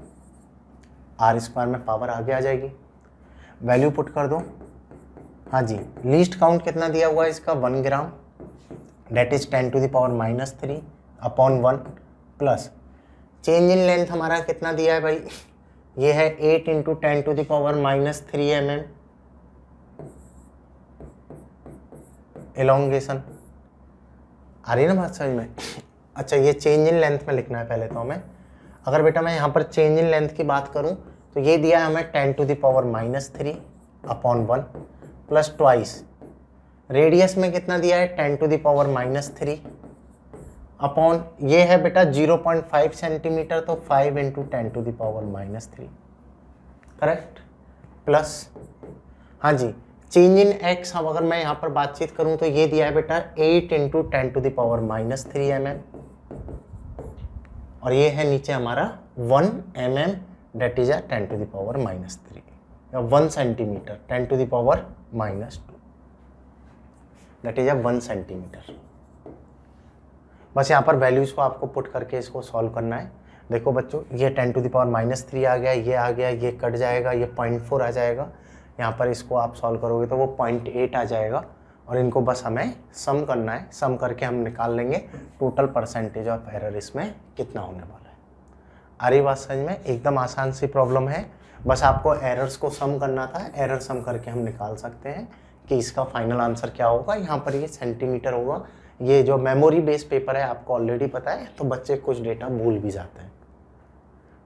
चलिए अगला एक और लास्ट न्यूमेरिकल हम चेक कर लेते हैं। अगला न्यूमेरिकल हमारा यहाँ पर क्या आया है? यहाँ पर पूछा है बेटा नेचर ऑफ फ्लो, मतलब कि हमारा ये वाला क्वेश्चन मिल गया हमें फ्लूइड मैकेनिक्स से, और फ्लूइड मैकेनिक्स में भी मैं अगर बातचीत करूँ तो ये मिल गया बेटा हमें विस्कोसिटी से। एक न्यूमेरिकल हमारा विस्कोसिटी का भी है। चलिए क्या पूछा है? What will be the nature of flow of water from a circular tap when its flow rate decrease from 0.181 litre per minute to 0.48 litre per minute. The radius of tap and the viscosity of water are also given, then determine. आपको बताना है कौन सा answer इसमें से correct है। Unsteady to steady flow होगा, turbulent flow होगा, स्टडी टू अनस्टडी होगा, ठीक है। इनमें से मुझे करेक्ट ऑप्शन आइडेंटिफाई करना है। देखो बच्चों, ये वाला जो कॉन्सेप्ट है इसमें मुझे जज करना है नेचर ऑफ फ्लो को। अब देखिए, नेचर ऑफ फ्लो जज करने का तरीका होता है रेनॉल्ड्स नंबर। आपने पढ़ा होगा रेनॉल्ड्स नंबर में if Reynolds number is less than 2000 है तो नेचर ऑफ फ्लो होता है बेटा हमारा streamline, and if Reynolds number is more than 3000 है तो नेचर ऑफ फ्लो होता है बेटा टर्बुलेंट। बट अगर 2000 एंड 3000 से के बीच में है, मोर देन 2000 है, लेस देन 3000 है, सो हियर वी से नाइदर स्ट्रीमलाइन नॉर टर्बुलेंट। मतलब जज नहीं करके बता सकते कि ये एग्जैक्टली है कौन सा है, तो 2000 से 3000 में बोलते हैं नीदर स्ट्रीमलाइन नॉर टर्बुलेंट। आ रही है बात समझ में? तो बस मैं इनका रेनॉल्ड्स नंबर निकाल लूँ कि रेनॉल्ड्स नंबर कितना है तो मैं बता दूंगा फ्लो क्या होगा। और रेनॉल्ड्स नंबर का बेटा फॉर्मूला होता है, Reynolds number that is equal to होता है 4BD upon eta. Rho VD upon eta, rho है डेंसिटी, V है वेलोसिटी और D है बेटा हमारा डायमीटर, नीटा होता है बेटा हमारा कोफिशिएंट ऑफ विस्कोसिटी। तो यहाँ आपको बस वैल्यूज पुट करनी है। वाटर है, वाटर की डेंसिटी होती है 10⁻³ kg पर मीटर क्यूब। वेलोसिटी है 0.181 लीटर पर मिनट, ठीक है। पर मिनट को अगर आप कन्वर्ट करोगे तो ये हो जाएगा अपॉन में 60। रेडियस हमें दिया है 0.5 सेंटीमीटर, तो डायमीटर हो गया बेटा 1 सेंटीमीटर, मतलब कि मीटर में कन्वर्ट कर लिया। And the viscosity coefficient that is equal to है हमारा 10⁻⁻3। ये कितना है हमारा 10⁻⁻3। आ रही है बात समझ में? तो इसको मुझे सॉल्व करके यहाँ पर नंबर मुझे आइडेंटिफाई करना है कि कितना नंबर रेनॉल्ड्स नंबर हमारा यहाँ पर आने वाला है। अगर आप इसे चेक करोगे तो ये 10⁻⁻1 रहा, ये 10⁻⁻1 से ये 0 कैंसिल आउट हो गई, ये गया बेटा हमारा 0.3 टाइम्स। अगर मैं इसको सॉल्व करूँगा तो 0.3 इंटू 1000, 18 गया हमारा 3.3 टाइम्स, ठीक है, 0.03 टाइम्स। तो यहाँ पर इसको अगर आप सॉल्व करोगे तो नियरली आएगा आपका 30। डेट मीन्स रेनॉल्ड्स नंबर जो है वो लेस देन हमारा आ रहा है, काफ़ी छोटा हमारा रेनॉल्ड्स नंबर यहाँ पर आ रहा है। तो मैं बोल दूंगा इनिशियली जो फ्लो होगा बेटा वो हमारा स्टडी फ्लो होगा। इनिशियली जो फ्लो होने वाला वो कैसा होगा अपना स्टडी। और उसके बाद अगर मैं आगे बातचीत करूँ, आगे अगर मैं यहाँ पर वॉल्यूम का पैरामीटर रेट को चेंज करके यहाँ पर पुट करूँगा, फिर इसको आप फर्दर सॉल्व करोगे तो फर्दर सॉल्व करने पर ये आ जाएगा हमारा अनस्टडी। तो मैं बोल सकता हूँ कि यहाँ पर जो फ्लो होगा वो स्टडी से अनस्टडी फ्लो हो जाएगा। ये वाला जो आपका न्यूमेरिकल था बेटा, ये आपका रेनॉल्ड्स नंबर के कॉन्सेप्ट पर बेस्ड है। बस आपको रेनॉल्ड्स नंबर के कॉन्सेप्ट को अच्छे से समझना है, अच्छे से यूज में लेना है, तो आप आसानी से निकाल सकते हो इसकी वैल्यू अपनी क्या होगी। तो बच्चों ये था हमारा 16 मार्च का इवनिंग शिफ्ट का फिजिक्स का पेपर। अगर पेपर का एनालिसिस मैंने आपको स्टार्टिंग में बताया वही सेम कि पेपर की जो डिफ़िकल्टी है वो इजी और मॉडरेट के बीच में है। पेपर में जो पोर्शन रहा है 11th और 12th का ऑलमोस्ट इक्वल वेटेज है। कुछ फॉर्मूला बेस्ड क्वेश्चन है, कुछ ऐसे कॉन्सेप्ट पर प्रॉब्लम है जो हम चैप्टर में जिनको हम छोड़ देते हैं या जिनको हम स्पेशल समझ के या इनको बाद में पढ़ेंगे ऐसे करके छोड़ देते हैं। तो रिकमेंडेशन यही रहेगी कि आपको कोई भी चैप्टर जो भी आप प्रिपेयर कर रहे हो उसके सारे कॉन्सेप्ट को आपको अच्छे से पढ़ना है। हर कॉन्सेप्ट इंपॉर्टेंट है, ऐसे एनालाइज करके नहीं बोल सकते कि इस वाले टॉपिक से क्वेश्चन आएगा, इस वाले टॉपिक से नहीं आएगा, ठीक है। ये बेसलेस बातें हैं कि आप ही पेपर नहीं बना रहे हो, एग्जामिनर पेपर बना रहा है, तो उसको कौन सा टॉपिक पसंद है, कौन सा टॉपिक नहीं पसंद है या किस टॉपिक में से उसे क्वेश्चन बनाना है, ये कोई भी डिसाइड नहीं कर सकता। ये पूरा एग्जामिनर के हाथ में है। इसलिए आपको हर कॉन्सेप्ट को अच्छे से पढ़ना है, कुछ भी आपको मिस नहीं करना है। एक आप बेसिक लेवल की अच्छे से प्रैक्टिस करते हो तो आप इजीली फिजिक्स में full out of full score achieve कर सकते हो, राइट। स्टिल अगर आपकी और भी कोई क्वेरी है तो आप बेटा पूछ सकते हो अपनी क्वेरीज, चैनल पे आप कमेंट्स में पोस्ट कर सकते हो अपनी क्वेरीज, आपकी क्वेरीज वहाँ पर क्लियर हो जाएंगी। So thank you for watching this video solution. Now will continue next paper video solution tomorrow. So thank you and all the best everyone.